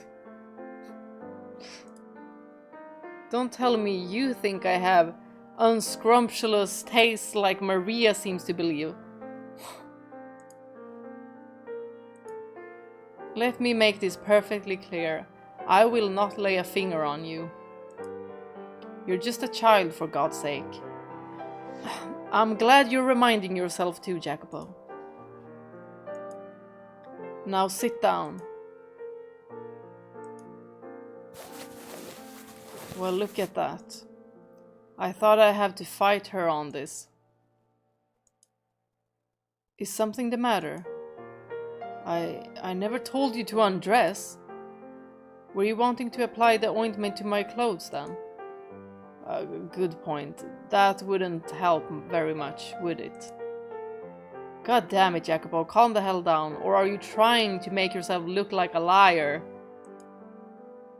She just caught me off guard, that's all. Who wouldn't be caught off guard?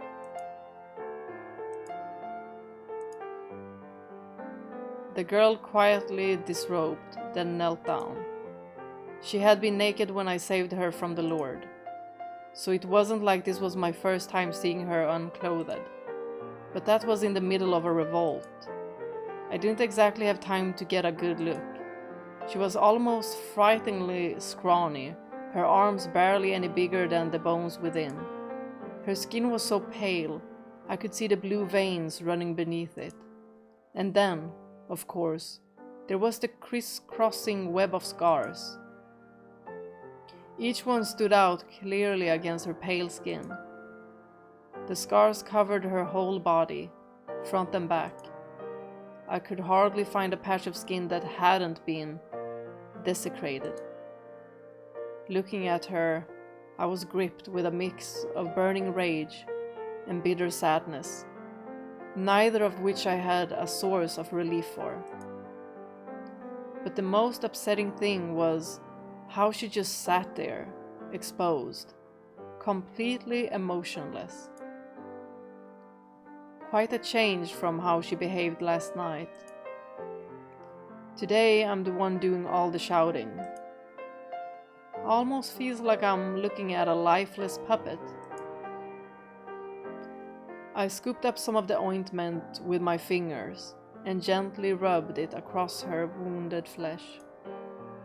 Every time my hand made contact, she shuddered, but she never recoiled or objected, though it felt less like she was willingly accepting my aid, and more like she was simply enduring, waiting for it to be over.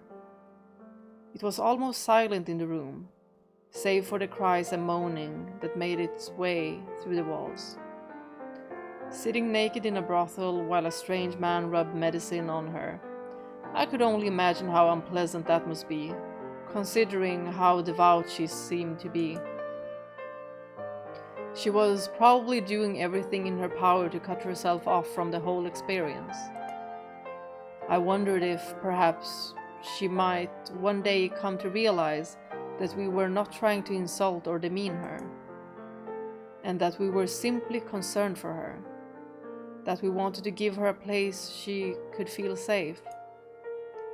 So is this all the Lord's doing?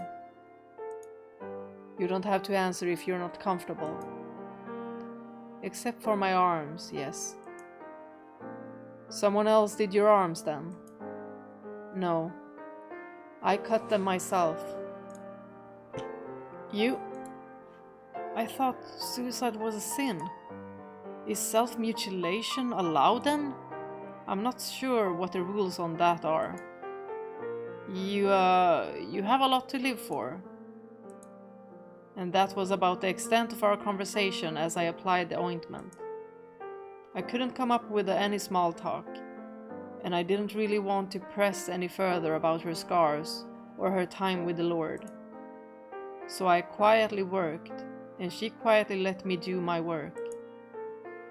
By the time it was all over, I was exhausted. It felt like it had taken more out of me than the couple of hours I had spent dragging unconscious drunks from the pub. When I told her I was finished, she let out a sigh of relief, the first sign of emotion I had seen from her since we began. Thank you. Oh wait, we're not quite done. Still have to take care of your face. No, I'm fine, thank you. I beg to differ. If anything, you should be most concerned about your face. Now come on, look at me. Do I have to? Well, yeah. It'd be kinda silly to do everything but your face. I can do it myself. Sure, yeah, not happening. I am going to finish what I started. Well, why can't I do it myself?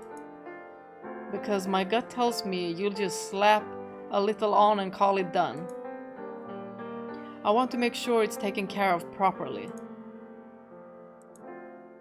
So look at me. Show me your face. Fine.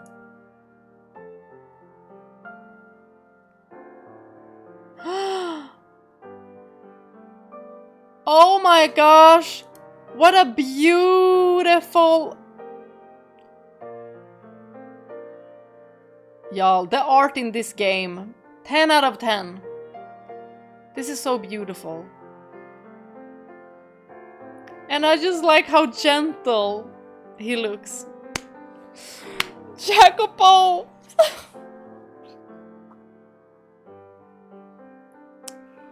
But I'm so disappointed in you!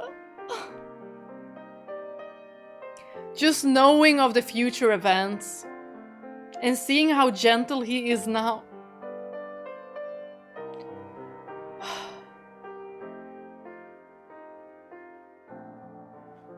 Y'all, this is beautiful.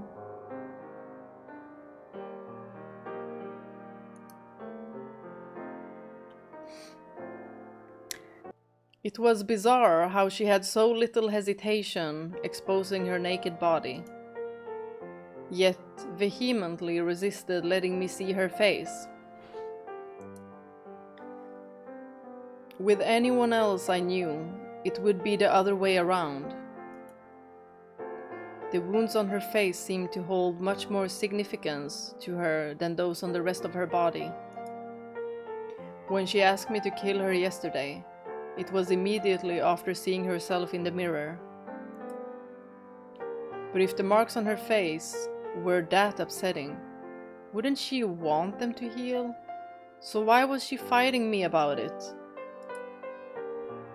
Did she have some other reason to hide her face from me? Whatever it was that drove her actions, I couldn't make any sense of it. Let me know if it stings. Relax, I won't bite. Like you did. Well deserved. In the future though. You weren't this tense when I was applying the ointment to the rest of you. Just get it over with. Alright, alright.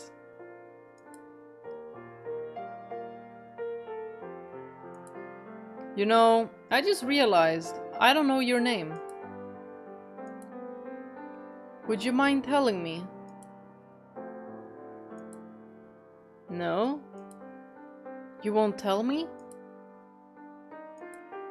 Well, in that case, I'll just have to come up with something to call you myself.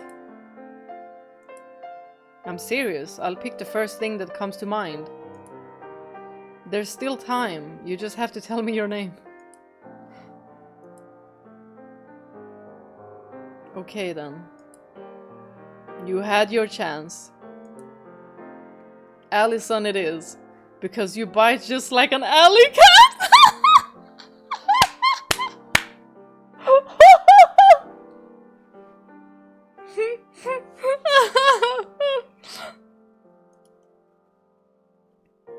I'll tell the girls here to call you that too. Please don't.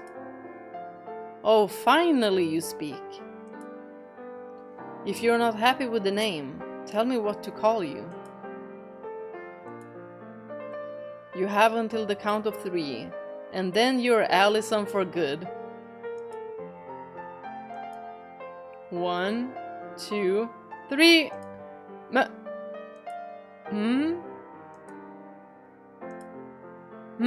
Isn't your whole name, is it? Huh? So you're I can understand being a little embarrassed about that. It's not my place to talk, I know, and I don't mean any ill will, but that's a very unfortunate name you were given. That's not my name. It's Morgana. Now that wasn't so hard, was it? It's a nice name, Morgana. I like it. Also, it reminds me of my homeland. Your homeland? Yeah. I mean, I hardly remember anything about my childhood anymore. I couldn't even tell you the name of the country, but I have these vague memories of how the language sounded. And your name, it doesn't sound like a name native to these parts. It sounds like something that would fit right in with those memories of my homeland. I'd wager a guess you probably come from the same part of the world as me. If you go back far enough, you might even find we share ancestors. Who knows? How do you like that? Feeling a little sense of kinship? The thought very much displeases me.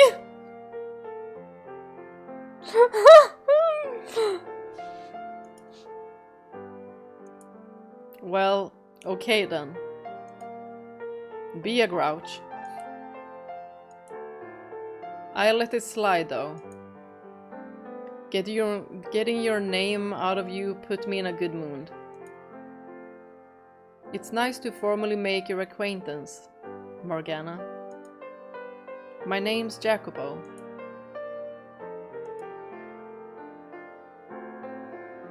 Hey Morgana. One day, I'll show you the world. Oh, there it is! Oh my gosh. Jacopo, how dare you! Y'all, he was so sweet.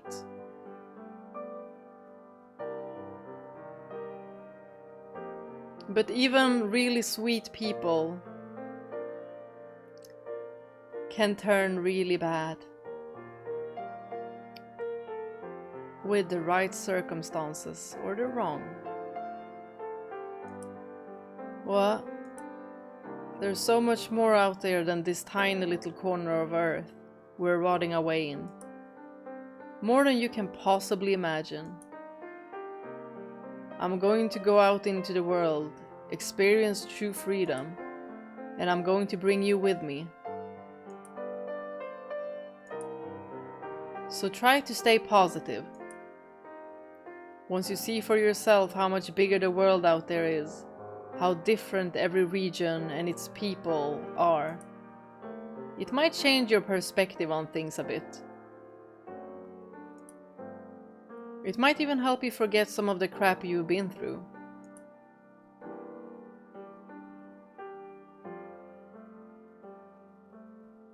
Alright, now I'm done. I feel like at this point he's just like feeling brotherly. And I'm okay with that. I'm much more okay with that.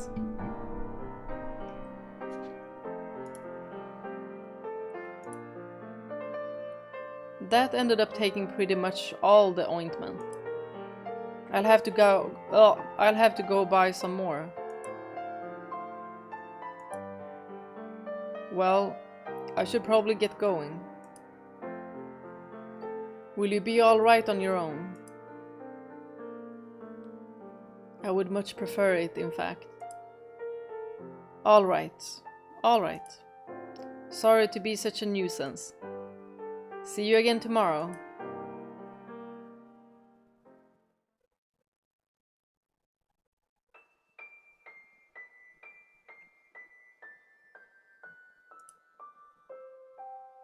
My whole body is all slimy.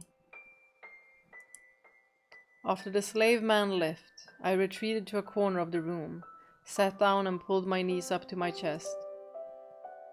Through the walls I could hear men and women singing, so I plugged my ears in an attempt to block out the vile noise. It was filthy here, and if I remained in this place too long, it would probably taint my soul. I needed to get out as soon as possible. But I couldn't bring myself to leave. My body refused to cooperate. Just thinking about going out there into the slums, all alone, sent uncontrollable shivers down my spine. I was the daughter of God. What did I have to fear? Such worldly emotions were unbefitting of a saint. I was pitiful, pathetic, and I hated it. I have nothing to fear. God will always lead his saint to where he needs her most. And as long as I continue performing miracles, people will acknowledge me as the true daughter of God. I have nothing to fear. You're a damned witch wearing a saint's skin. Will they, though? Will anyone look at me and see a saint? I can hardly see a saint in this face. The Lord and his guests with their revulsion, their fear, that was the appropriate reaction. I was repulsive. Not something to be welcomed with open arms.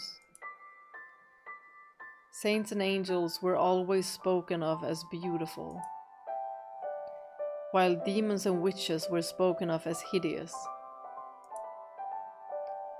Any miracles I performed would be seen as the work of the devil, not God. But it didn't matter. It was my sacred duty to offer a helping hand to anyone in need, no matter how much persecution I suffered for it. My heart was resolute, but my head is all muddled. I can't stand this. One day, I'll show you the world. And thinking about the slave man only made an even bigger mess inside my head. It wasn't all unpleasant though. He didn't push me away because of how I looked. He treated me like an ordinary girl. not a witch. And not a saint either. And besides, I was being disrespectful. I know that. He was well within his rights to be angry. He could have let me go, but he didn't. He got angry, but he told me to stay. Put ointment on me. Smiled even. A very curious man indeed. And then there was what he had said about his homeland. Just because my name reminded him of where he came from, didn't mean I came from there as well. Never mind that nonsense about us sharing ancestors. It's like she just wants to be a part of God. Like, she has adopted this saintess persona so much that she doesn't believe that she is related to anyone else other than God and her mother. I had no bloodline to trace back. My mother had convinced me without... Oh! My mother had conceived me without knowing a man. Well, also convinced you. And my father resided in the heavens above, the Lord God. The very idea that we shared blood was absurd. And yet, what if somewhere on this earth there are people who share my blood, who feel what I do, who think what I think, who see the world the same as me? What if somewhere like that really does exist? That would be very... so very...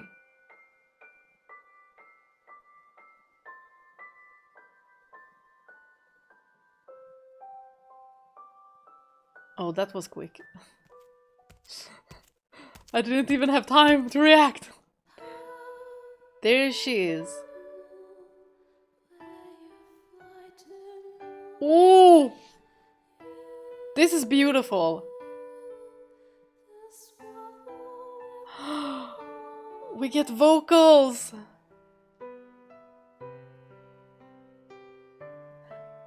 Did you pause, resume, record? No, don't need to. I didn't need to because I was still recording. But thank you. Thank you for checking with me. This is so beautiful.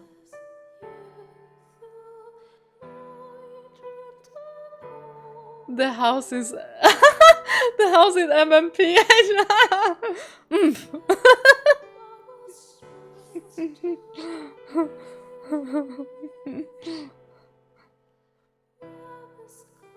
There she is. An early summer breeze blew past, rustling vivid green leaves. With a pleasantly warm wind at my back, I entered a graveyard. Anyone who wasn't from around here would probably have thought it nothing more than a curious arrangement of stones on an abandoned plot of land, though. No one knew the names of most of those buried here. And they'd probably died without anyone by their sides.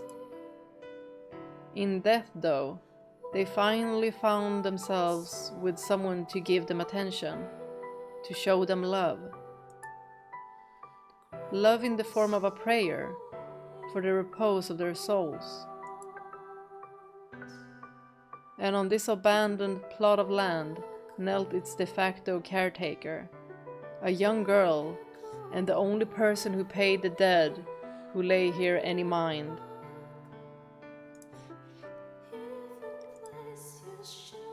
She's too deep in prayer. I guess I'll have to wait. It had been a little under 2.5 years since I had rescued Morgana from the Lord's Manor. Oh my god! Time is closing in, you guys! Much to my chagrin, she was still far from anything that could be described as opening up. But she wasn't quite as distant as before, from my perspective at least. She had stopped calling the girls at the brothel vile and impure, and she was even somewhat conversational. Sometimes. It seemed to me her trauma had loosened its grip on her, if only a little. Of course, she had a tendency to be on the brutally blunt side, which became more obvious as she started talking more.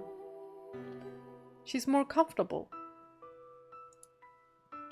And I felt like the brutal part was getting more prominent every day. Though I suppose it was a good sign. Better than her refusing to interact at all, at least. Probably. She had also, most notably, begun showing signs of independence. Burying and sending off the dead who had no family or loved ones to do it for them was one such activity she had taken on. Living in the slums, it was hardly uncommon to see corpses abandoned in alleyways or on the side of the road. Generally speaking, they would be tossed off into a ditch somewhere, out of the way to rot. But over the past couple years, that had stopped happening. Because Morgana had taken it on herself to give them proper burials and a gravestone. Nothing fancy, just a plain slab of rock to mark the grave, but it certainly seemed much more respectable than the alternative.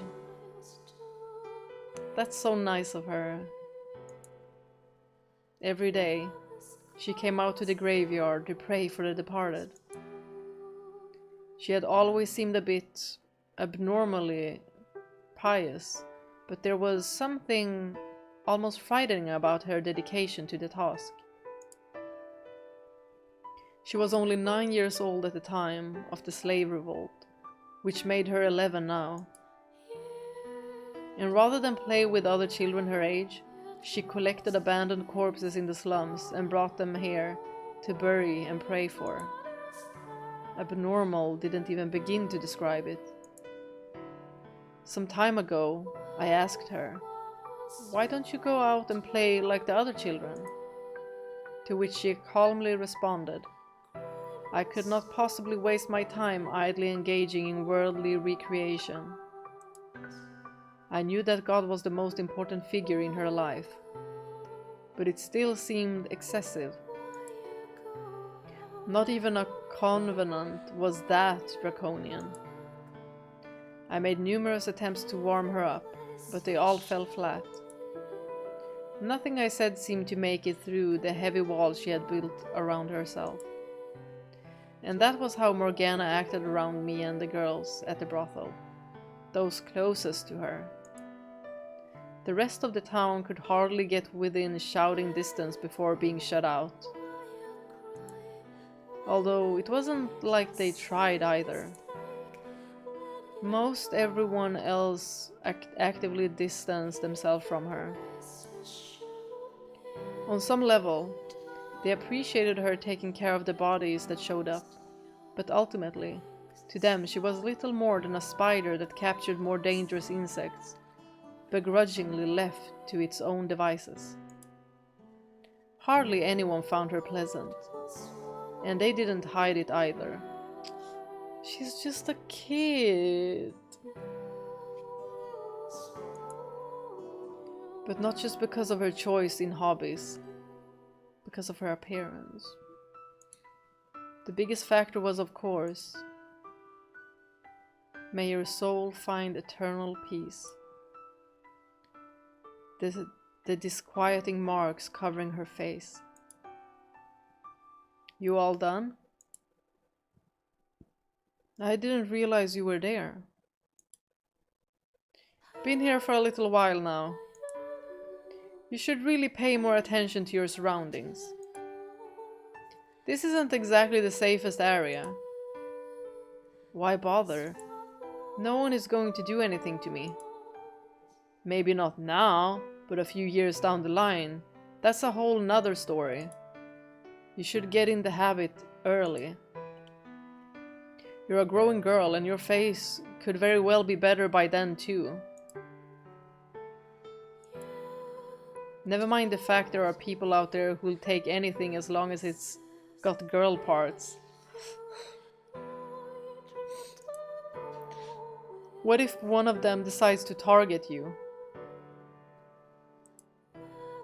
Appalling. Aren't they? Which is why you should be a little more careful. You are an appalling man!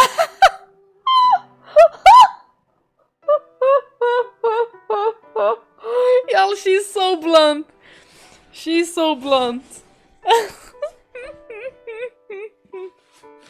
But like, this could be her way of, you know, showing that she likes people. Just, you know, being blunt. I mean, she's talkative.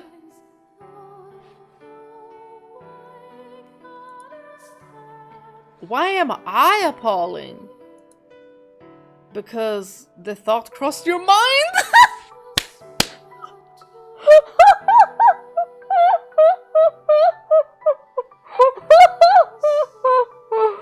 Oh, this is so funny. Like I said, she is low-key funny. And she doesn't even know it. It did not. I'm just saying there are people out there who think like that. And you need to look out for yourself. I mean, he has a point.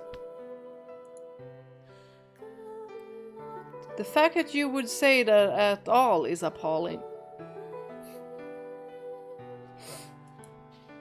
I'm just looking out for you. Oh Lord, may this sinful man be cast down to hell where he belongs. This is such a fun dynamic. But I'm getting like more of like a sibling dynamic. So I'm happy with that, you know? I'm happy, really happy with that. I don't want there to be a romantic, like, kind of air around them because of the age. Like, the age is disturbing. But that is how it comes off to me, like, this does not come off romantic.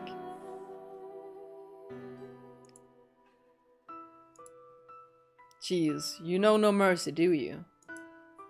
I feel like you treat these corpses nicer than you do me. You'd be correct. If you want me to be nice to you, go die! Hey, she has kinda Kaine vibes, doesn't she? The girl has got no mercy. Yeah, she roasting everyone. Anyway, if you're done praying, get over here. But I feel like she only roasts people that she tends to be closer with. It's ointment time. How many times must I tell you? You're wasting your time. Don't be such a pessimist. Rome wasn't built in a day. And there are still other ointments we haven't tried. I'm not being pessimistic, I just... Then, unless you want to stay looking like that, what do you have to lose? Now come on, off with the hood. You're a very stubborn man. The way she speaks as if she's much, much older. That is indeed very similar to how she is in the base game. In the future. Pot. Kettle. Call me whatever you want. Nothing you can say will bother me in the slightest. I loathe you. What? You were saying? Look at her smiling.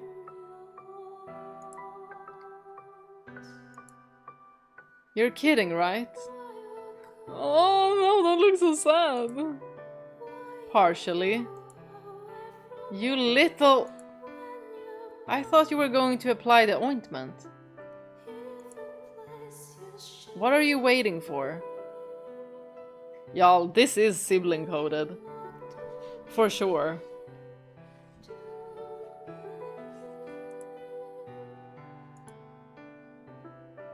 I sighed and gave her a little glower, then scooped up some ointment with my fingers. Well, even though it might be now, we know when Maria and Jacopo spoke with each other. You know what? We're not gonna come there anyway, so...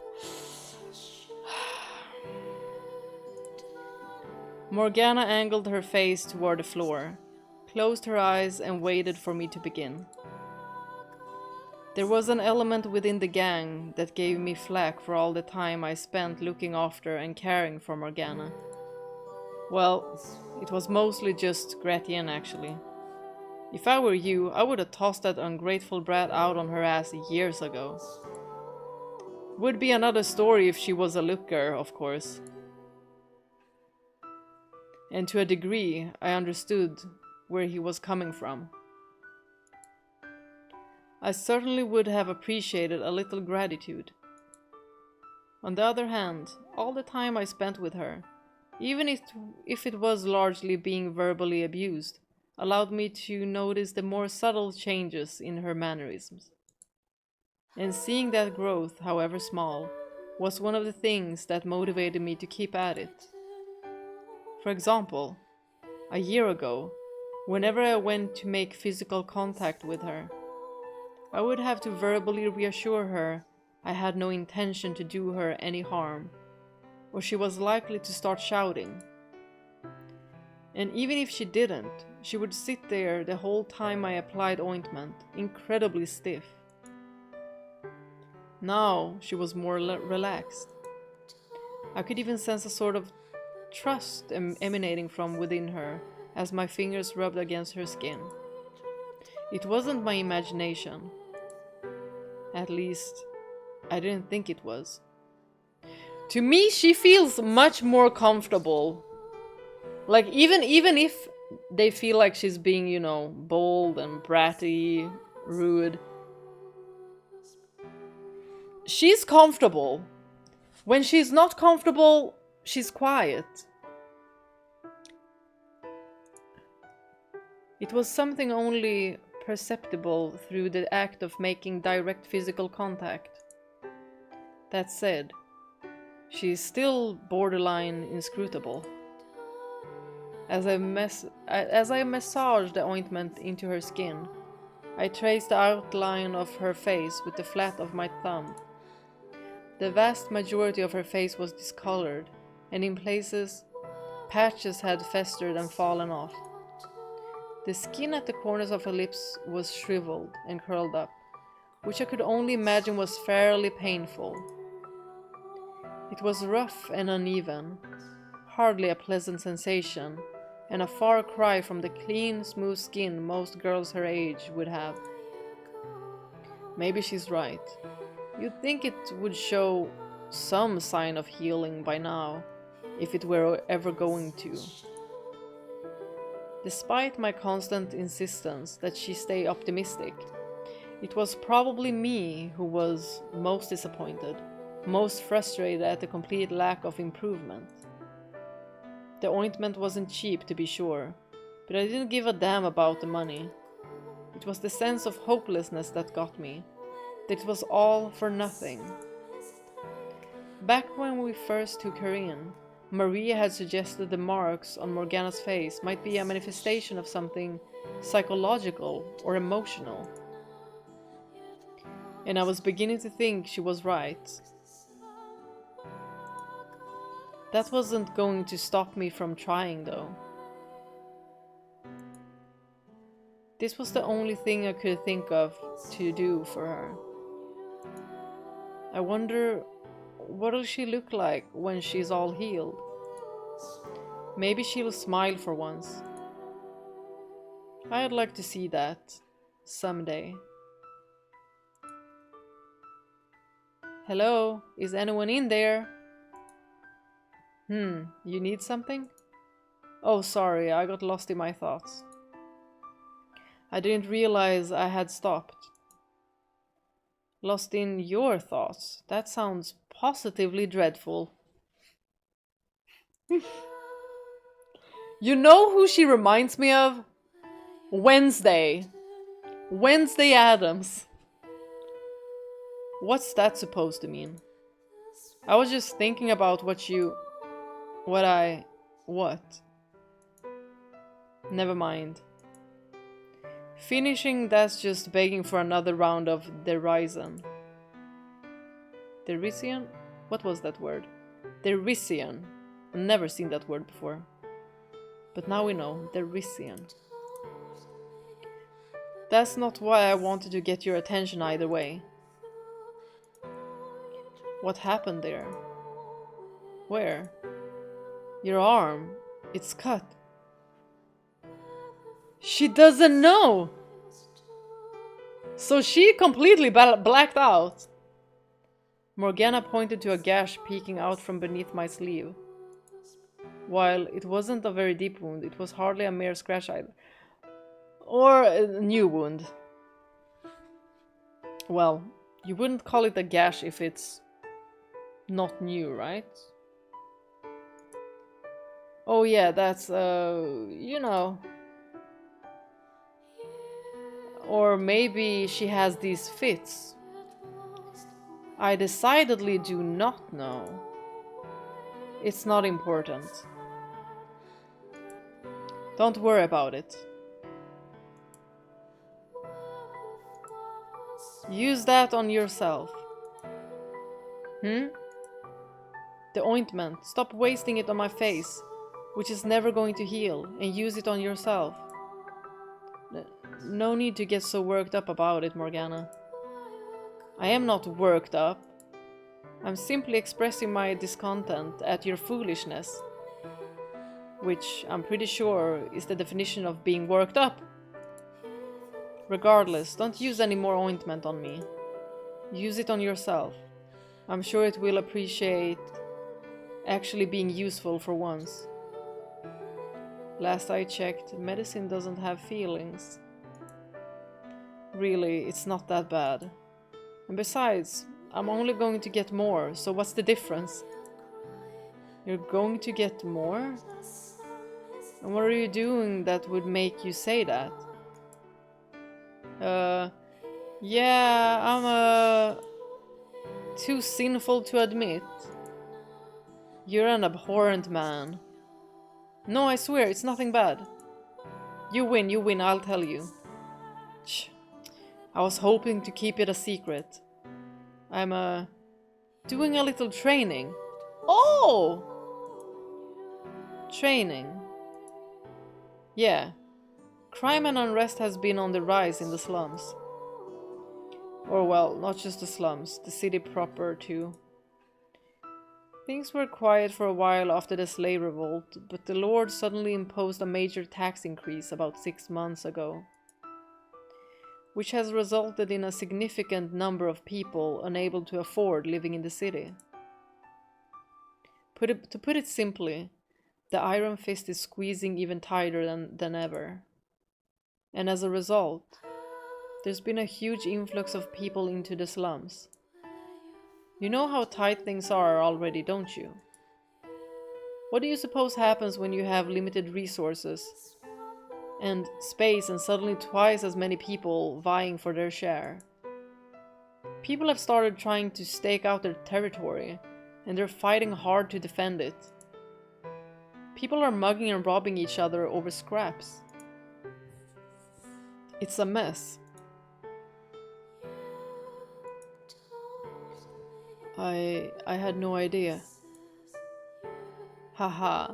Not many thieves pick makeshift graveyards as their marks after all. Though, in this case, I actually think you're being so isolated. Is probably to your benefit.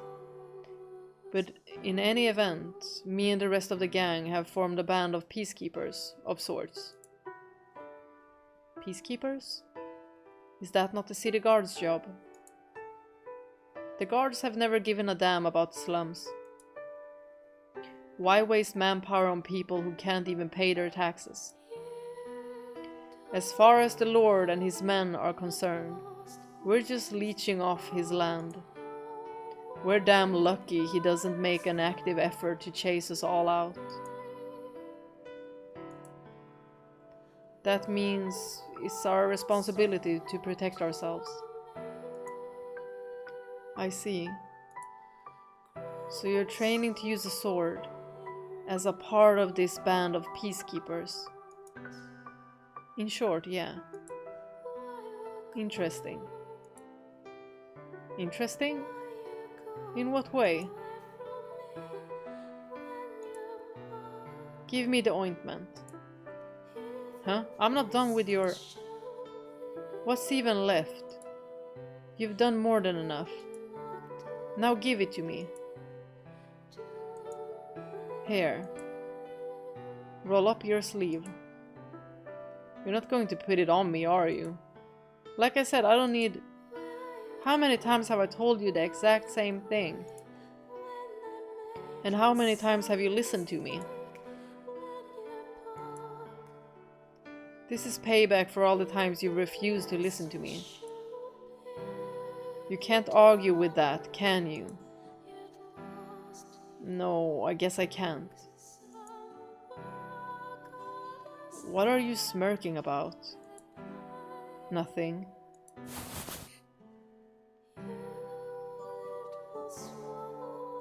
Try to keep this sort of thing to a minimum, if you would. Huh? Why would I want to limit my training time? I need to be prepared for whatever might come our way. That madman of a lord could be scheming to send his soldiers in as we speak. I'm sure there are others more suited for the job. You don't seem like you would be especially adept with a blade. She's saying this, but she's also trying to keep him safe. But she doesn't, you know, wanna outright say it.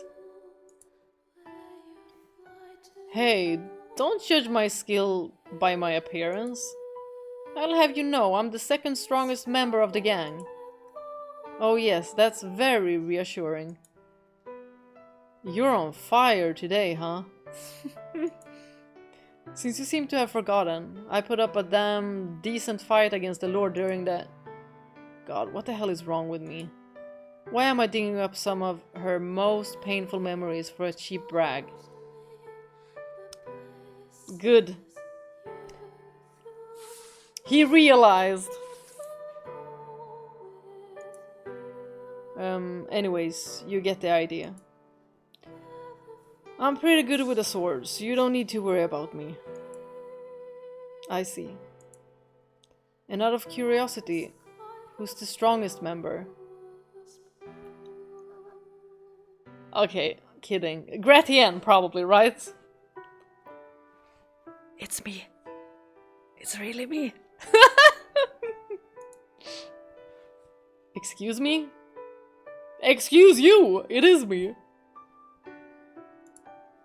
Why would she ask me to my face to give her the name of the one man stronger than me? It's not a difficult question.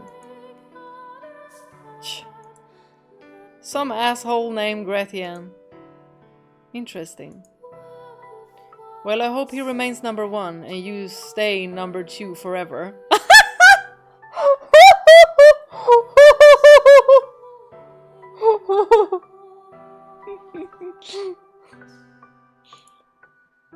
And why exactly would you want that?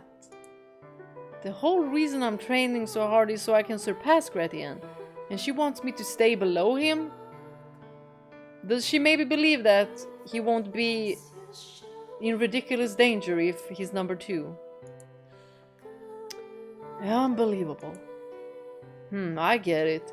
It's easier for you to look down on me if there's someone who can put me in my place for you. That isn't why. No? Well then, mind telling me why? The strongest member of a group is the one who stands on the front lines. What I was thinking.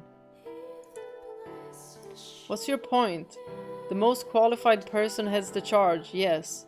I don't see anything wrong with that. She doesn't want to lose him. It puts them at greater risk. Wait, are you concerned for my safety? It's not you I'm concerned about. Your death will simply make life more difficult for the girls at the brothel. So you say, Morgana. Well, would you look at that? You, worried about me. I guess even you have a soft spot or two. Oh, for heaven's sake. I already told you, that's not what I'm all done. Thanks. Now, I assume you're finished with your business here. So feel free to make yourself scarce. No need to be so rude. Or do you have some ulterior motive for wanting me gone? For one, it's impossible for the dead to rest in peace with you around. Her roasts are funny. Maybe try thinking about the living first for once. I've never really cared for how much importance people put on showing respect for the dead. It all seems so pointless to me. Your blasphemy knows no ends, does it? When your time comes, you're going to find yourself with no one to grieve over your loss. Fine with me. People are only worth their salt while they're alive.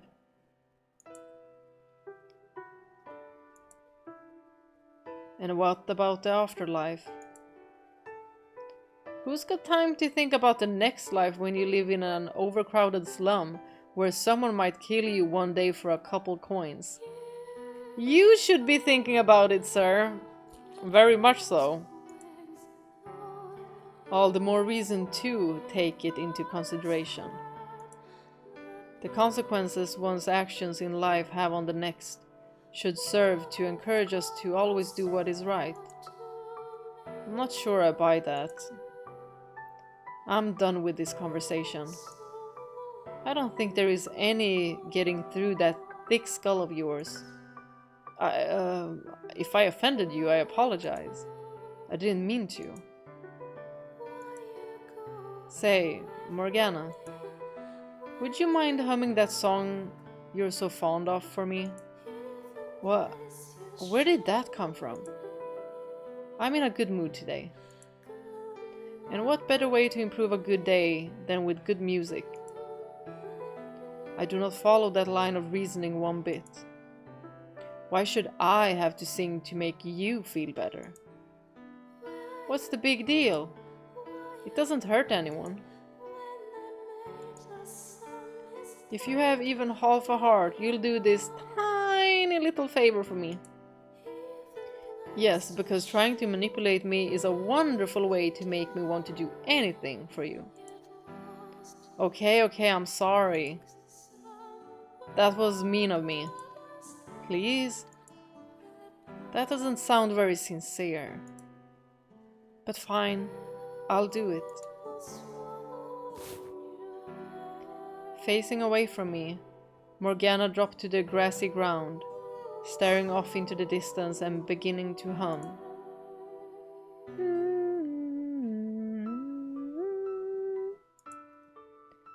It wasn't a hymn or requiem for the dead, but a folk song the girls at the brothel would sometimes sing. No one seemed to know who had written it, though. The lyrics were slightly vulgar, and people were supposed to clap and hoot along with the music. But Morgana only hummed the melody, leaving the rest of that out. In isolation and sung with her voice, It became a thing of beauty. It was pure, untainted by the filthiness of the slums, unobscured by the crudeness of the people who normally sang it. In many ways, it was hard to believe they were the same song. This felt like it was hers, like it existed solely to be heard in her voice. Listening to her sing, I sprawled out on the grass.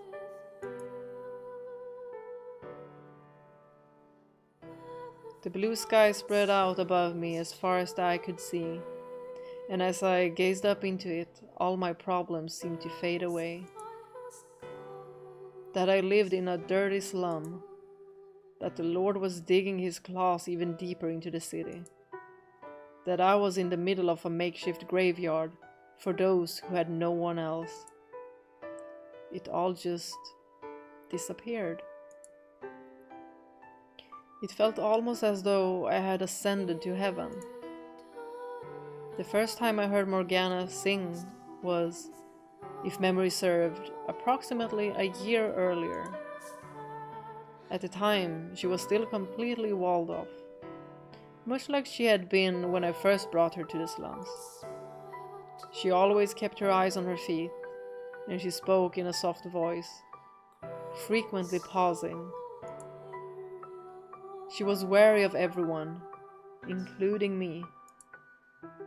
One day, I went to put ointment on her face, and she shouted, roared, practically, for me not to touch her. To be honest, it was somewhat aggravating. Another, I asked about her father, and she just pointed up at the sky, saying, "He's up there." Which I took to mean he was dead, so I dropped the subject and got back to applying ointment to her. At some point, I started humming the song, which I had picked up from the girls, and upon hearing that, she told me she was quite fond of it. And then she began singing. Immediately, I found myself entranced by her voice. Though she always spoke in soft, muffled tones, her singing voice was incredibly clear. Like I was listening to a chorus of angels. Of course, the moment I put that thought into words, it'll lose all its potency. It'll just turn into some loser's cheap pickup line.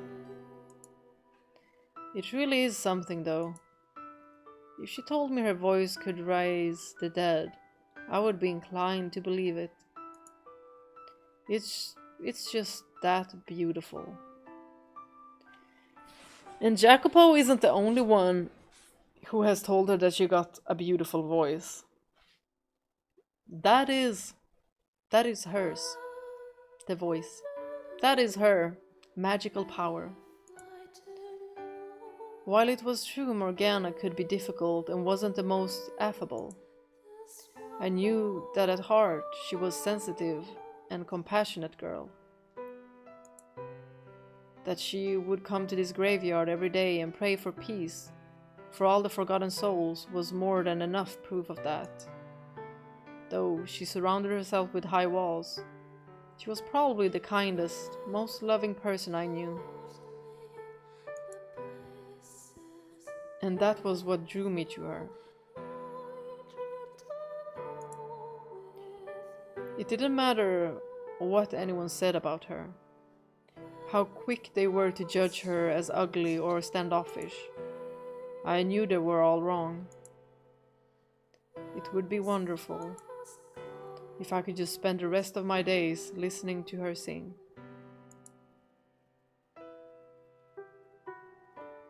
Are you asleep?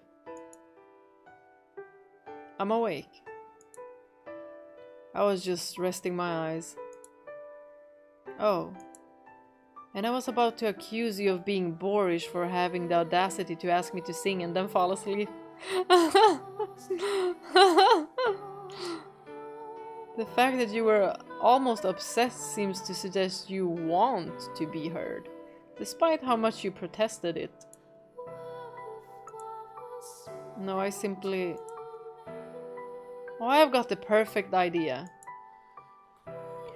We can build a makeshift stage at the pub and have you sing for everyone.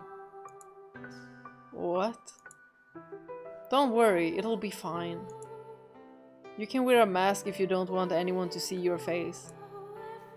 You don't even have to get on stage if you'd rather not. You can just sing from behind a curtain. Who knows? You could end up being a big hit. Come on, come all, hear the soothing song of the enigmatic siren. Absolutely not. No? I think it's a pretty good idea myself. Oh, is it because you don't like taking other people's money? I wasn't planning on charging. I just thought it would be nice if more people could hear. Also, I already said absolutely not. And if you push the issue any further, I'll never sing for you again. Noted. Forget I said anything. Seemed like a good opportunity to get her interacting with more people, but I guess not. Such a pretty voice is wasted on just me. What? You look like you have something else to say. Nope, not a thing. Well, I'm not going to force her if she's opposed to it. Say, Morgana. There's something I've been wondering for a while now. You've never actually called me by my name, have you? And where did that come from? I've just been thinking about it, and I can't recall a single time you've done it in more than 2 years we've known each other. Don't tell me you've forgotten my name. Are you kidding me? I remember it, yes. I don't like that emphasis on remember. Is it really that big of a deal? There's rarely ever anyone else around, so it's not like you don't know when I'm talking to you. Besides, I'm planning to leave when I get older, so I don't see much point in getting very attached to anyone. Do you have a destination in mind? Not yet. Why are you thinking so far ahead then? You're 11 years old. You've still got a few years before you're old enough to be independent. And you're going to spend that whole time keeping everyone at arm's length? I just think maybe it's about time you took down some of those walls. Might take a little weight off your shoulders in the process.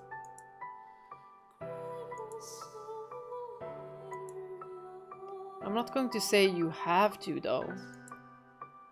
Anyway, I should head out. I've got work to do. Try not to stay out here too late, okay? I'll be leaving as soon as you're gone. I could walk you back then. I can make it back fine on my own, thank you. As you wish. Hey, Morgana. I thought you were leaving.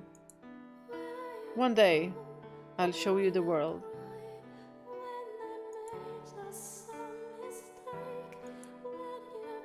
Do you ever get tired of saying that? You've got to think big. Dream. The world's changing all around us. A life just fighting to make it by day to day is hardly a life at all. I don't want to spend the rest of my days confined to this tiny little corner of the world. Well, try not to let your dreams grow so big they crush you. I'm sure I'll be fine. I'll just have you sing for me if it ever gets to be overwhelming. Why would I be there? Why wouldn't you? It's hard to show you the world if I don't bring you with me. Knowing you, you still won't know where you want to go. So I'll bring you with me. We can find a place for you together. Pretty good deal, huh?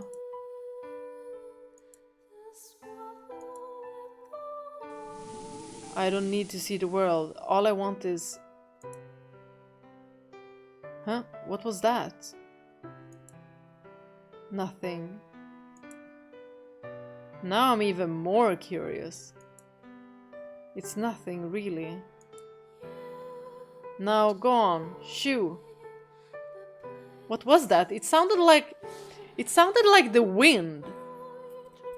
But was she like hiding something?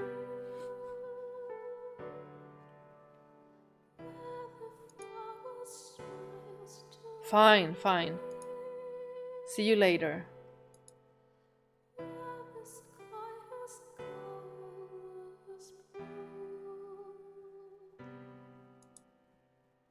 Doesn't he ever get tired of chasing me down day after day? I thought as I watched him walk off. Quite honestly, I didn't understand that man one bit. Apparently, a lot of people respected him, and he seemed to have a fairly large social circle as well. I couldn't fathom why someone like him would go out of his way to spend time with me. It wasn't for lack of people to talk to, and it certainly wasn't because we got along. Never mind my face, which couldn't be pleasant for anyone to be subjected to for any amount of time. Would he go so far out of simple pity? Hopefully, he doesn't have ulterior motives. At long last, your face is healed. I spent enough money on you to build a house, and you're going to pay me back tenfold. Now go forth, Morgana, work! Be the greatest whore this brothel has ever seen. No!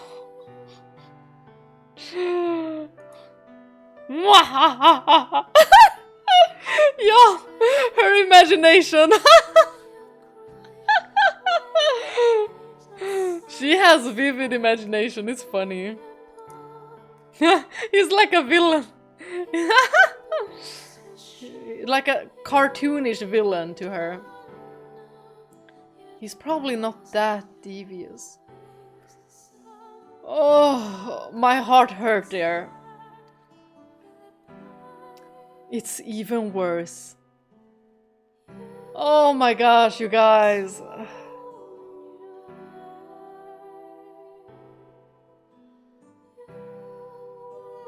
This poor girl. Enough foolish speculation. It's going to start getting dark soon. I should head back.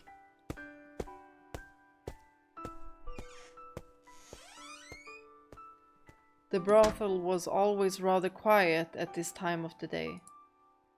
The girls worked at night, so they were generally asleep while the sun was out. It was my job to take care of cleaning, laundry, and preparing meals while they rested.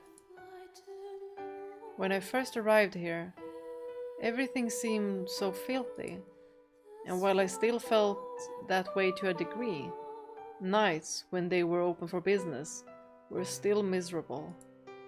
I wasn't quite so prejudiced against the girls themselves anymore. They were kind to me, treated me like a sister, or tried to at least. I kept them at a distance though. I didn't so overtly spurn them as I had before, but as the holy daughter of God, I could not form familial relationship with prostitutes. I could not delight in being pampered by them. My unwillingness to open up probably disheartened them, but still they did not throw me out or lash back at me for it.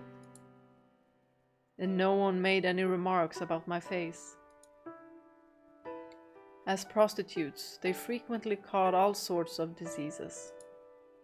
In my more than 2 years here, several had even passed away. One had gotten hives all over her body, transforming from fairly pretty to absolutely hideous in only a few days' time. And they had seen considerably more than me, so they had no reason to comment on a girl with a little flesh missing from her face. Which wasn't to say everyone was sympathetic for me. I should get a fire started.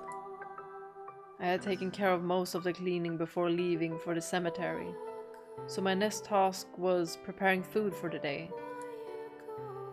Supplies had been scant of late, which meant today I was making yet another watery vegetable soup. Oh, right. You mentioned crime was on the rise. That would explain the trouble getting supplies.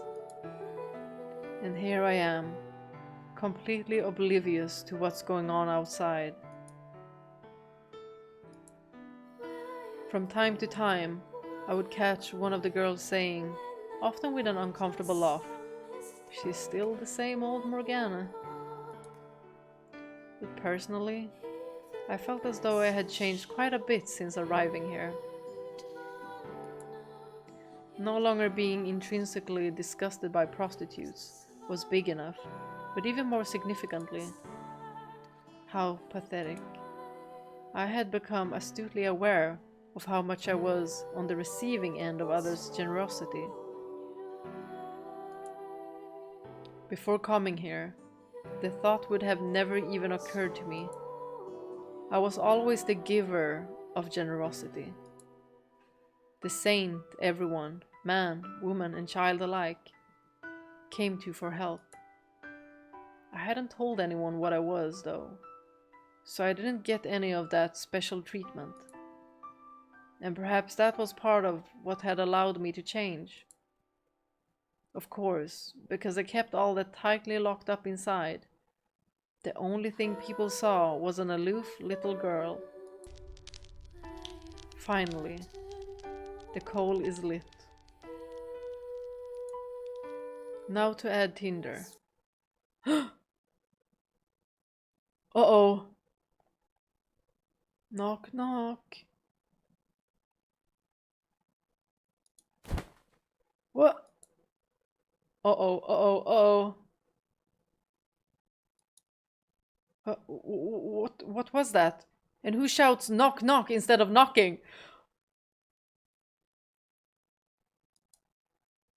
Everyone else is asleep, so I can't just hope for someone else to deal with it. But someone's going to wake up eventually if she keeps yelling. But everyone's exhausted and they need their rest. Knock, knock, knock! Oh, for heaven's sake, quiet down out there. Ah, finally someone! Ah! Whoa, what are you screaming for? Are you okay? Huh? Why wouldn't I be? And yet another banger soundtrack. Yay! I'm rather more concerned about you, myself. Your face! Look at your face! Right, my face. It's just... I heard they treated the girls good here. You can't be, what, maybe 10 years old? And look at you! Huh? Unbelievable! What kind of terrible man would a little girl like you and then make you geek his geek and give you all his nasty diseases? Does she think I'm a prostitute? Hold on, please. At least everyone else is also like sickened by even the mere thought of anyone placing a hand on a child. You're jumping to conclusions. Don't you worry. You've got a friend in me. No, that's not what... There's still hope. Tomorrow will be a better day. I'm not... Ah, is it not because of a disease then? Yes, thank you. Finally. No one gave me any disease. You're being tortured! Ah!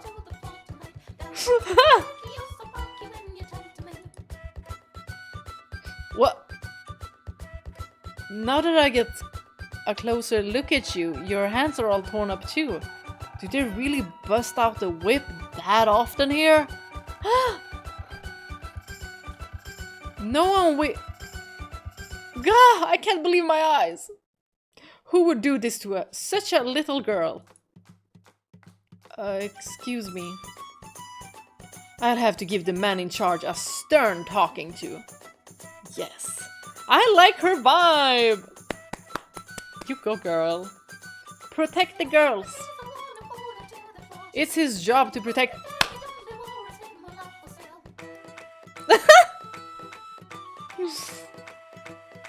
Excuse me. Knock, knock, knock! Shut up and listen to me! Ouch. I didn't mean to do that.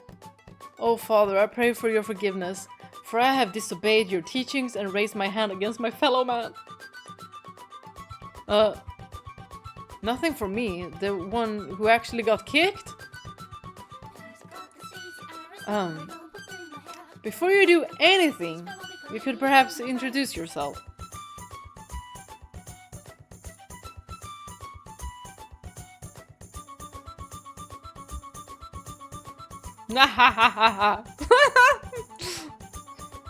That's what I get for jumping to conclusions. I've always had this super bad habit of letting my imagination run wild, you see.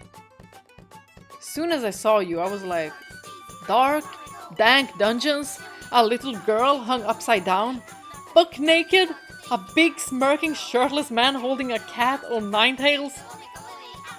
The girl's screams, echoing on the cold stone. Will she live to see another day? In the next episode of Fata Morgana.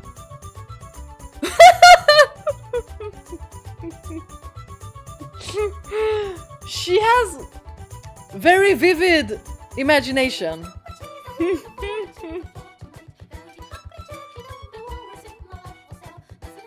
That sort of thing.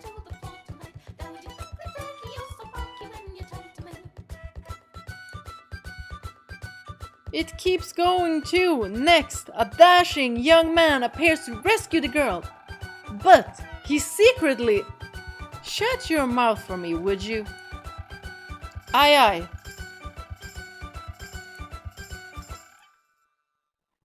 Ah, you're allowed to breathe.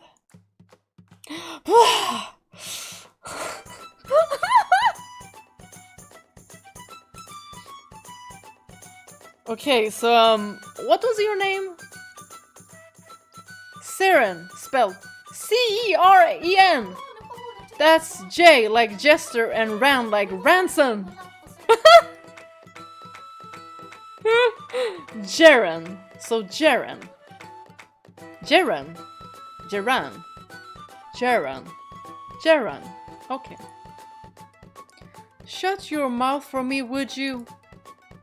Aye. But you are allowed to breathe. Aye. God, it's way too early for this shit. Y'all, this is so funny. What is it, like noon? 1? Should I have not let her in? Oh, nah, you're fine. I've known we were getting a new girl for a few days now. Well, I sure wasn't expecting this.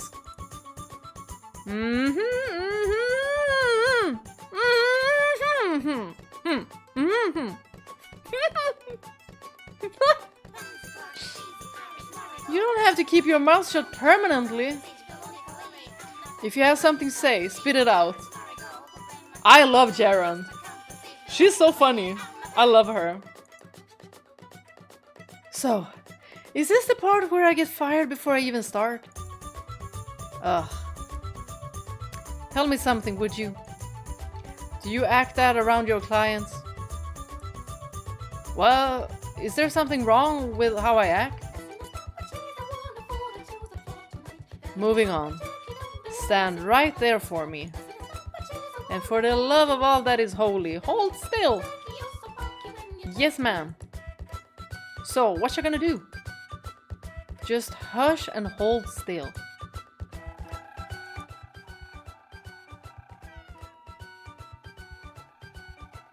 Huh?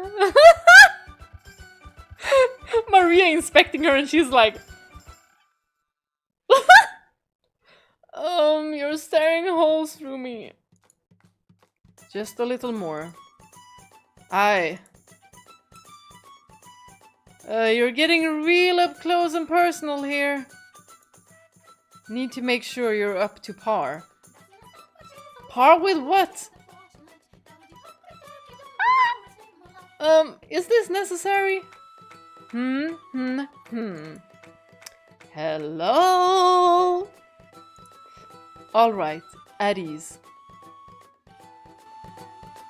You pass, you're hired. Really? Sweet! So, what was all that about?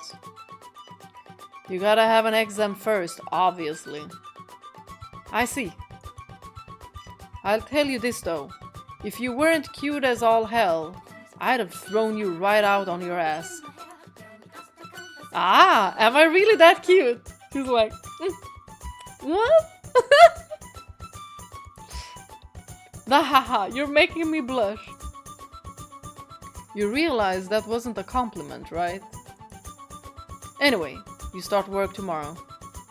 Today, familiarize yourself with the rules and layout of the place.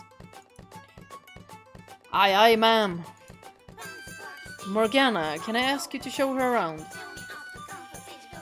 What? Oh, alright.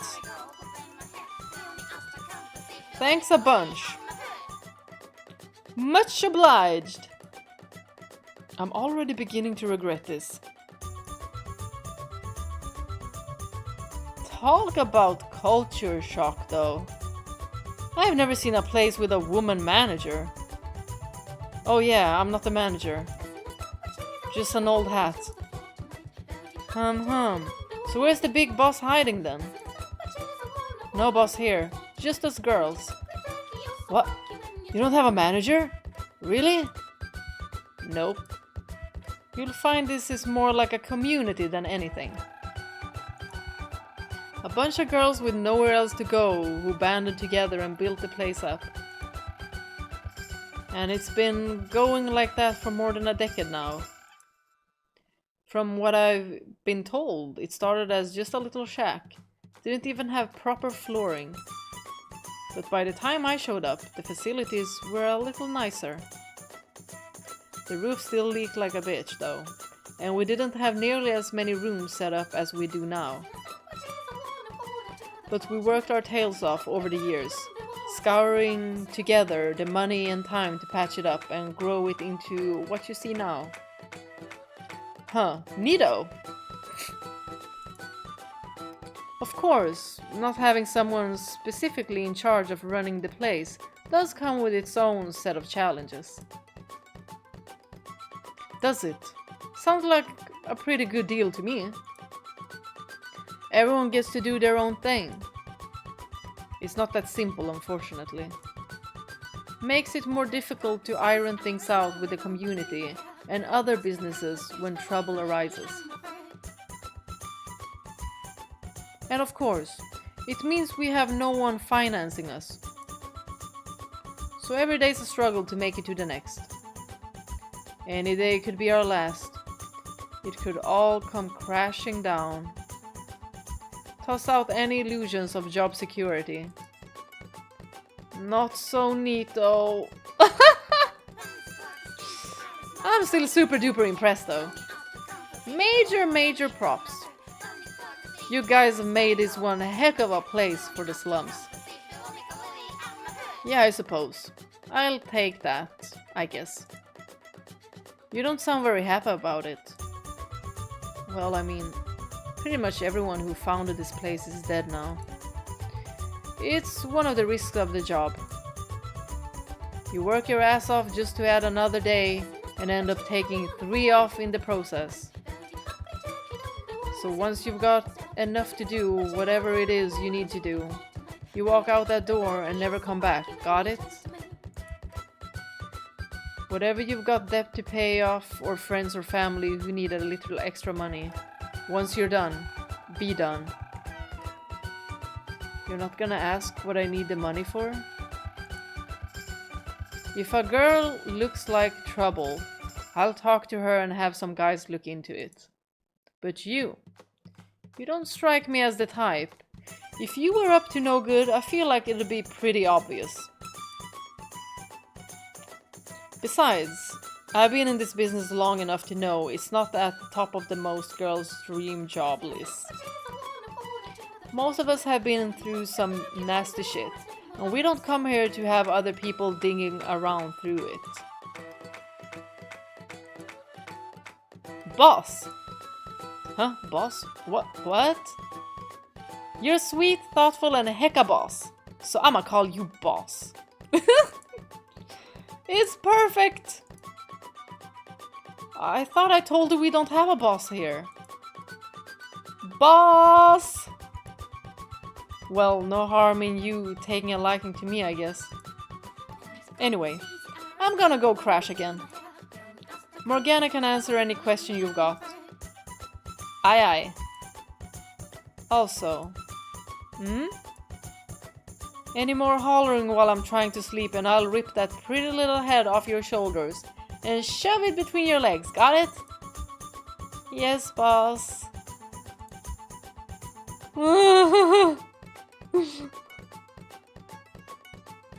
Alright, Morgana, lead the way. Sure. Before you go though, I have a question. Are you incapable of speaking like a human being?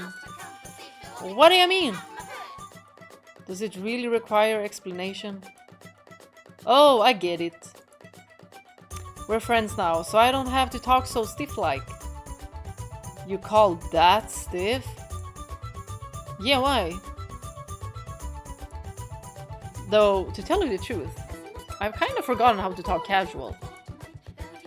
Guess that's just what happens when everyone around you use a big cheese.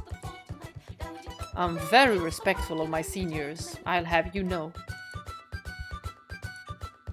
This conversation is going nowhere, so let's go. Aye.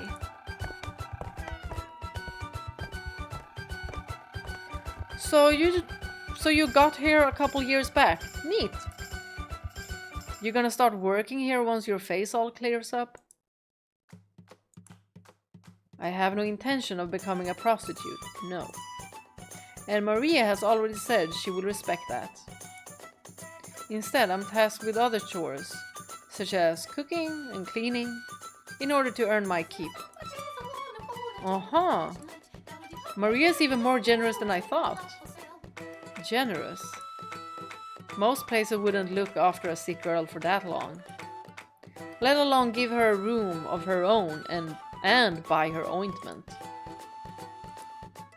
The ointment is his doing, technically speaking, but I suppose she's right. You're right. I've begun to feel the same way recently. Taking care of a few chores cannot possibly counterbalance the burden my being here places on everyone else. They would surely all be better off without me. Whew, that's not what I meant at all. Sure, maybe it doesn't balance out. They're letting you stay here out of the kindness of their hearts. But that don't mean you'd be better off elsewhere. That you're not pulling your weight. You've been here for all of what, an hour? How can you possibly know that? Just look at this place. It's better looking than a lot of places outside the slums. And it's you who's been keeping it so clean, Morgana. The last place I was at, it was dirtier than a bear's bug hole. But this is like heaven compared to that. Without you around, Morgana, the girls wouldn't be able to sleep so comfortably. Perhaps. Ah, are you blushing? Y'all, I like her. You're blushing, aren't ya? It's nothing to be ashamed of. You can even jump into my arms if you want.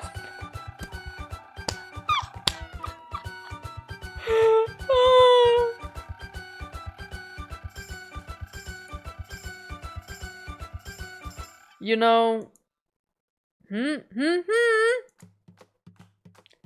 You're incredibly obnoxious. My heart.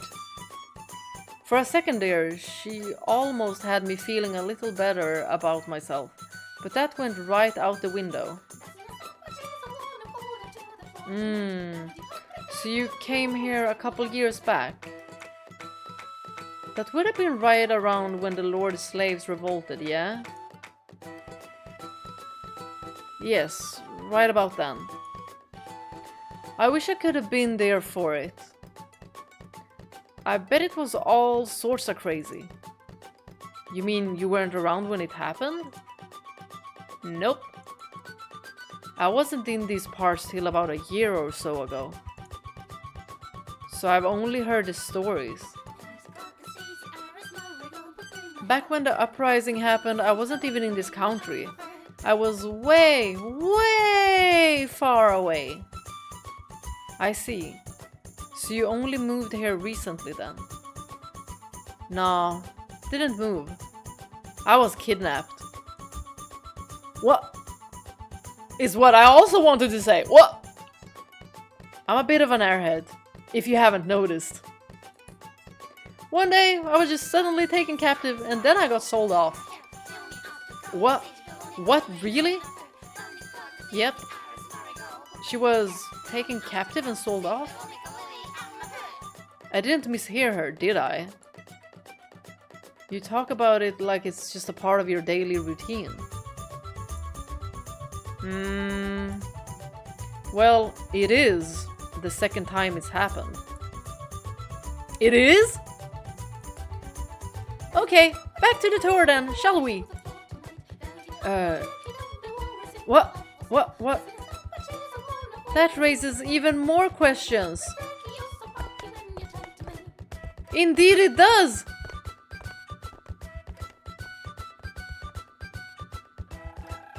Oh yeah, I've been thinking about what I want to call you, Morgana. What you want to call me? Is that not what my name is for? Nicknames, step 1 to making friends, duh. So from now on, I'm gonna call you Morgs. It sounds like morgue! Oh my gosh! Oh.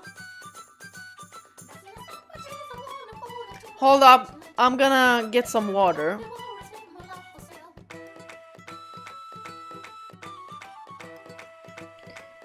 Water time. So, from now on, I'm gonna call you Morgs. Morgs, and with a hard G, not a soft one, just so there's no confusion. Thank you. I would have never figured it out without your help. Morgs!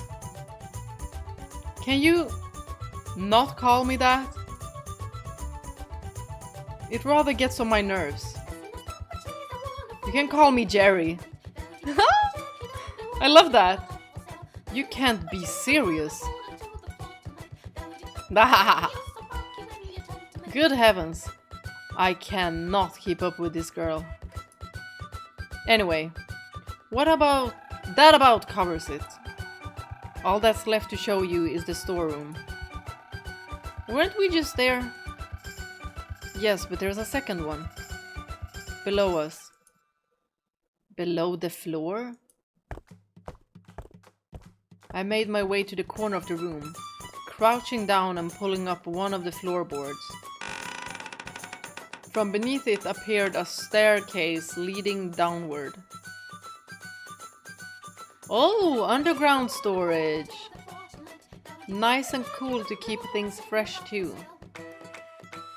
This room serves a second purpose though. Oh? It's also a shelter for us to hide in, should any sort of trouble arise. Uh-huh. Fortunately, it has not yet been used for that purpose. But we're not in the safest area, so we must be prepared for anything.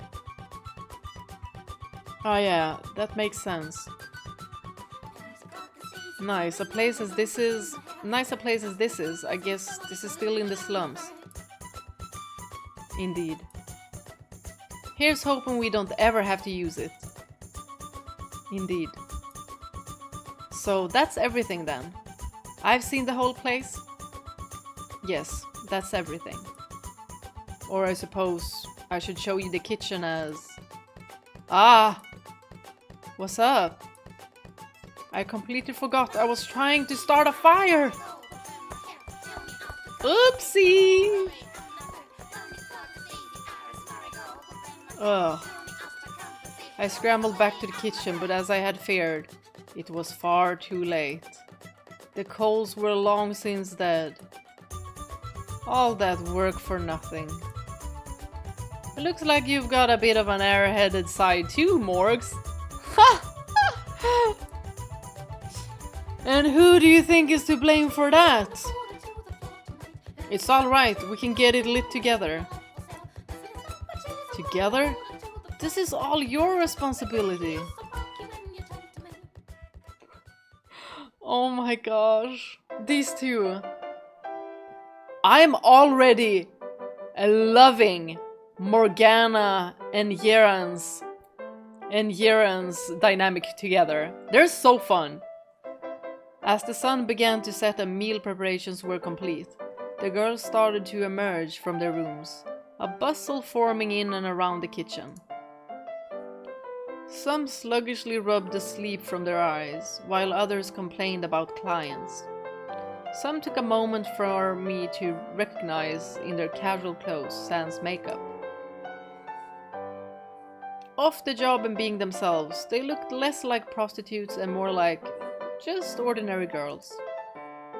There were around 10 girls who actually stayed at the brothel, and another 10 or so who came in to work from outside. It was a fairly large-scale operation, at least to my eyes. Though there were a couple other smaller brothels in the slums. This was the one everyone directed anyone interested to first. Girls with nowhere else to go stayed here, and girls who did have a place to go back to stayed here. No one actually owned their own homes though. They either lived with a man or shared a place with a few other girls. None of them had husbands or children. Supposedly, there were those who did in this line of work, but it was rather uncommon. I scooped out servings of soup from the cauldron sitting over the fire, dishing it out to girls as they came by. No one gave me any unpleasant looks at the side of my face. They said good morning and smiled, just like any other day. I whispered a greeting to each of them in return. But given how noisy the kitchen was, it was unlikely any of them heard it. Oh boy, it sure is bouncing in here. I like me a place with some energy. I'm glad to hear that. It didn't take long for Ceren to start hitting it off with the other prostitutes. Her perky disposition was undeniably overdone, but everyone seemed to enjoy the positive attention she was giving them well enough. In almost no time at all, the girls were fawning over her. She's like a puppy. Once everyone had their food, they settled into their individual mealtime activities. The bland, watery soup was expectedly unpopular, even though everyone knew there was nothing that could be done about it. This again, several of them murmured, to which Maria stood up and chastised them, saying, "You should be grateful you've got anything to eat at all." I know. And Morgana worked her butt off to make it for you. It's rude to complain. I'm sorry, really I am. It ain't her cooking I'm complaining about. You know that, right? Don't you, Morgana? It doesn't bother me. And you're perfectly justified in being displeased. It's hardly nutritious enough to get you through the day. True enough, I guess. Would be great if we could get something with a little more oomph. Like a big ol' slab of meat. Wee! I love meat! Just thinking about it has me drooling. Meat! Meat! Bring on the meat! Save that drool for work, cause that's the only meat you'll get there.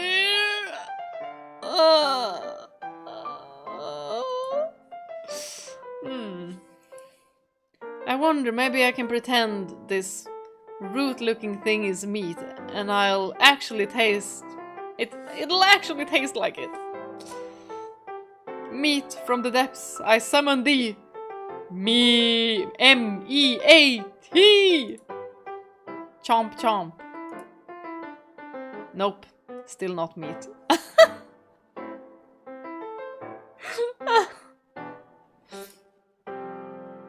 No shit, genius. Meat. You don't like meat, Morgs? She has some, you know, not very good memories with meat. Human meat. No, you won't grow up to be big and strong if you're such a picky eater. I'm not picky about what I can eat, no. All sustenance is a gift from God to man. I would never refuse his. Oh my gosh! No, she's having a flashback! Well, is the meat not to your liking then, saint? Hear that, slave. The saint says your brother tastes so bad it makes her wretch. Ha ha ha ha ha ha. Oh my gosh, she's having a panic attack. You alright, Morgs? You're super pale. I'm just fine. It's been more than 2 years, and I still can't get that taste out of my mouth. No matter how hard I try to forget it. Sometimes when I'm awake, like just now, and sometimes as an awful nightmare. If you're not feeling good, maybe you should lay down. I'm fine, really. You sure? Maybe meat's out of the question. But some bread would sure be nice, at least. God, yes, bread! Too bad supplies have been so scarce lately. It's all the damn Lord's fault. Not that a bunch of wars can do fuck all about it. Is the Lord really that bad of a guy? Oh, if you only knew! Alright. You haven't been here very long. You don't know what he's like. Yes. He's a terrible man. He oppresses his people and rejects the word of God. He's a cruel, heartless, barbaric madman. He deserved the strictest of judgments. So does everyone in the city hate him then? I doubt you will find a single person who thinks otherwise. Huh. Well, I hope he stops being the Lord soon then. What do you mean? I just mean it'd be nice if someone else could take over for him. Then he could just be a regular old guy. I like how you think. He wouldn't have to worry about running a city stuff. Everyone wins. It would be nice, yes, but... Wouldn't it? Pretty dang brilliant, aren't I? Even I know it's not that simple. And I'm only 11. How would a bunch of slum dwellers even begin to instate a new lord? Does she even think before speaking?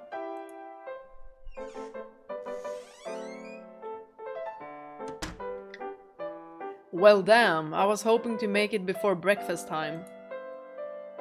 Sorry about that, but I brought bread. Bread? Speak of the bloody devil. Here, toss it here. No, me first. Patience, please. You're acting like wild animals that haven't eaten in days. Ahahaha, look at you, Jacopo. You've got girls fawning all over you. Don't just watch, help! And it's not me they're after, it's the bread. Touché. That said, pretty sorry batch you got for us today. You could probably crack someone's head open with this. There's no hope for the world if we've fallen so far that girls are tripping over each other to get their hands on this. You want fresh, soft bread? Well, start saving your coins.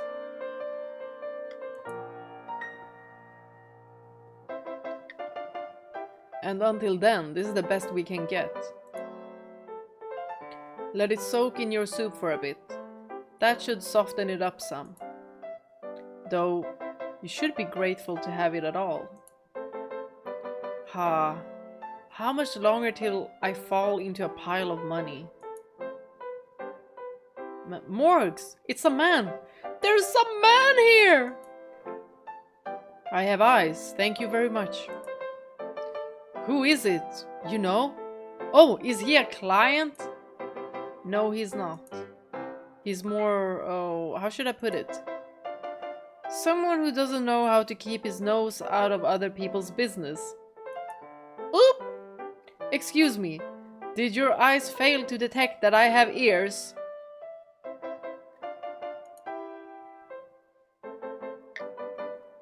Eep, here he comes. Haven't seen you around here before. New girl? You first, mister. Who are you? Since you came in through the back door, I'm guessing you work here? Something like that. Holy moly, I've never seen a male prostitute before. You, me, outside.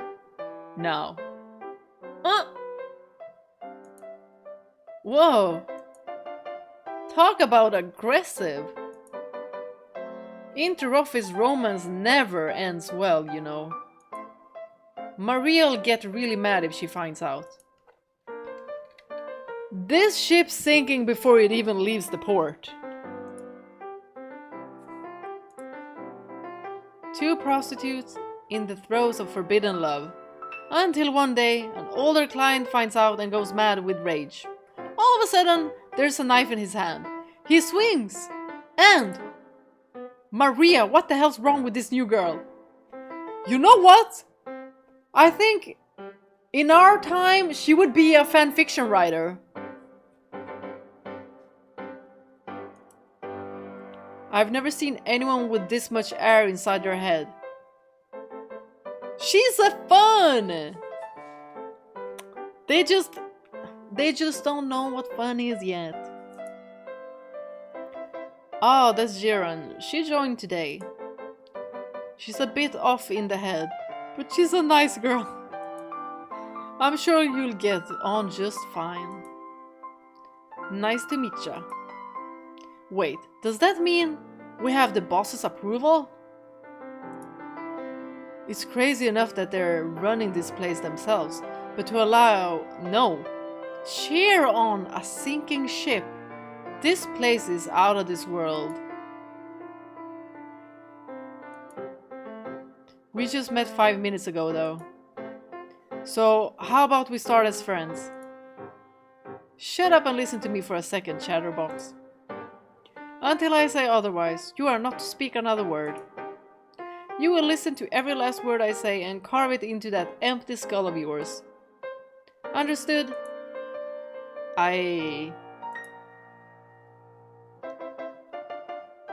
Why is she an airhead just because she's energetic? Like, you people are boring. And there you have it.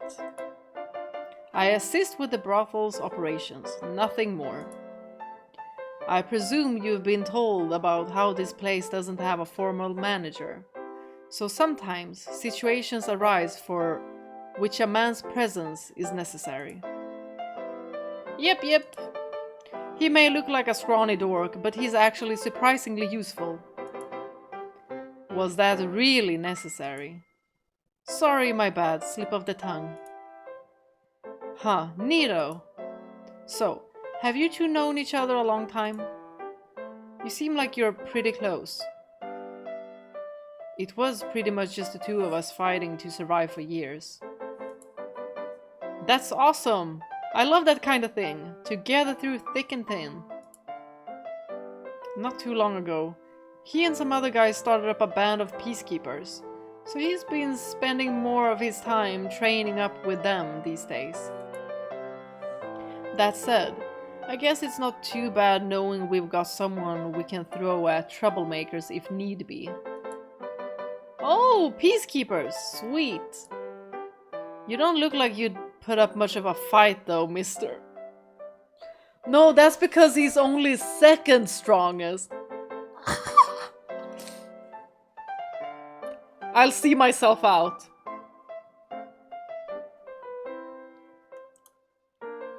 You wanna test that theory?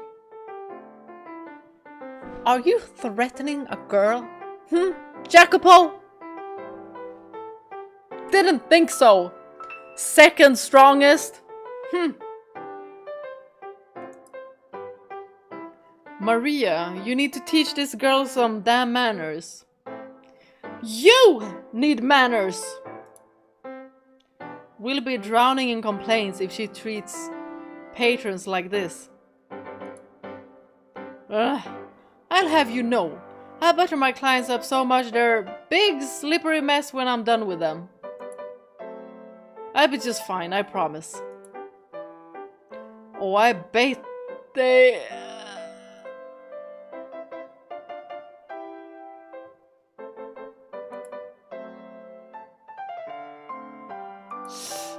What is also what I wanted to say?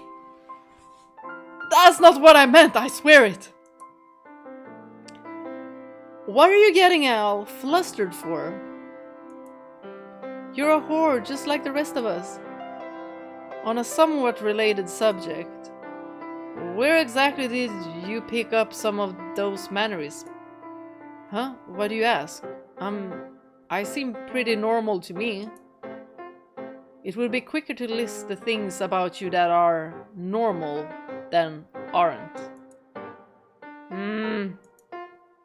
There's actually a majorly huge story behind that. Oh? Is that so? And what could that be? You weren't raised by wolves in the wilderness and never learned how to behave like a normal person, were you? You're not too far off, actually. When I was younger... Wait, you don't have to. No one's forcing you to say anything you don't want to.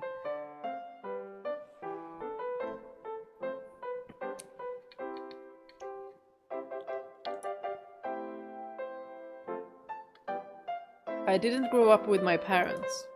I lived with a bunch of really nice men and I learned a lot from them. I didn't even know my name until they told me.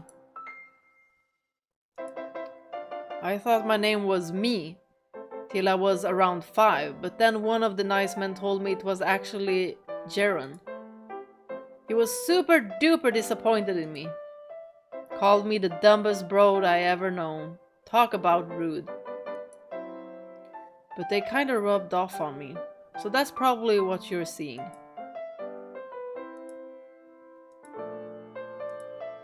Well, that certainly is a story. Is that not good enough for you?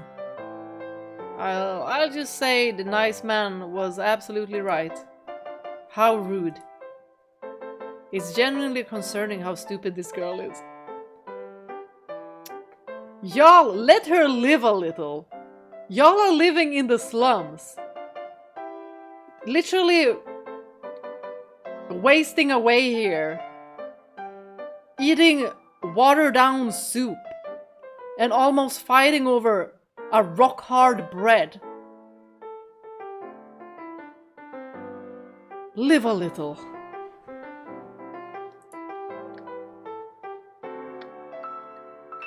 Anyway, food time.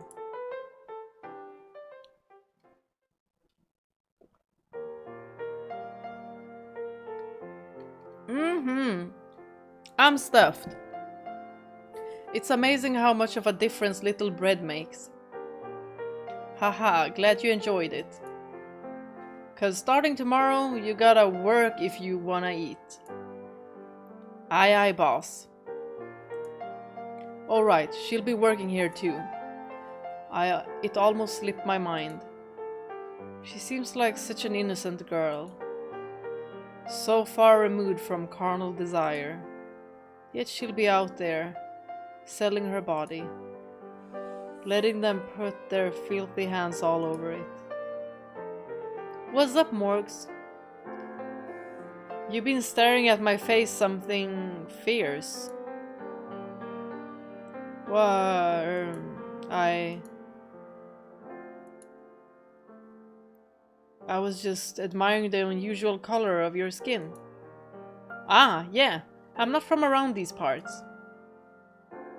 I'd like to go back home someday, but who knows if that'll ever happen. Home. She did say she was taken from her home and sold off. I imagine that would make it difficult to go back. Speaking of, you and Jacopo look kinda similar skin color-wise. Do we? We're devs both on the darker side. I wish I had super pretty white skin like yours, boss. Haha, I appreciate the compliment, but most everyone around here is really fair. My skin's nothing special. And just because we both have tan skin doesn't necessarily mean we're from the same region. Where are you from, Jackie?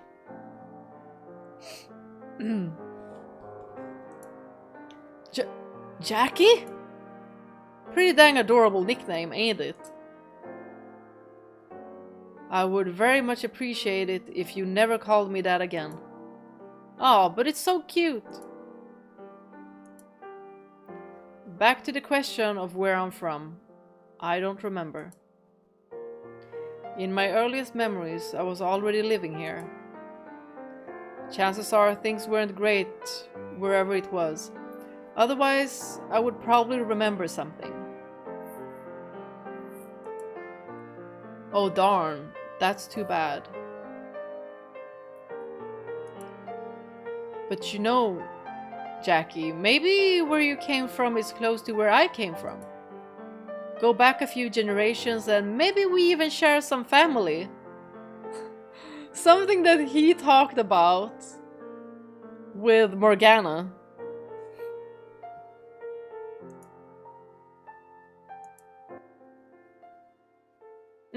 See.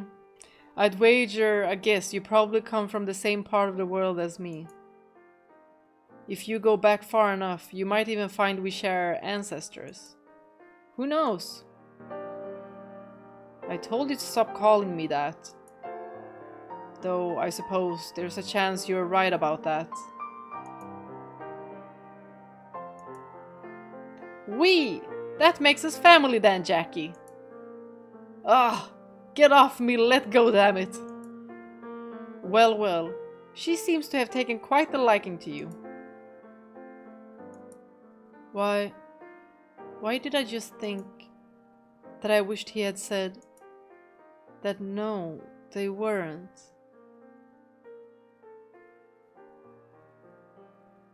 Is she feeling a little bit jelly? Like she wants to have that connection? Like those words were supposed to be hers. And I mean, she's also just 11, so getting jealous for stupid reasons like that, small, minor reasons like that, it happens. Once it started getting dark out, the kitchen became a deserted wasteland. The girls went off to work and he went home. The brothel was divided into two distinct work and living areas. If it weren't, and they used the whole building for business, I probably would have run off long ago. I had only ever been in the work area during the day. And though it was largely masked by the scent of various incenses burned through the night, it was filled with the unmistakable raw stench of man. Guys, I think it's a good time to save here, actually.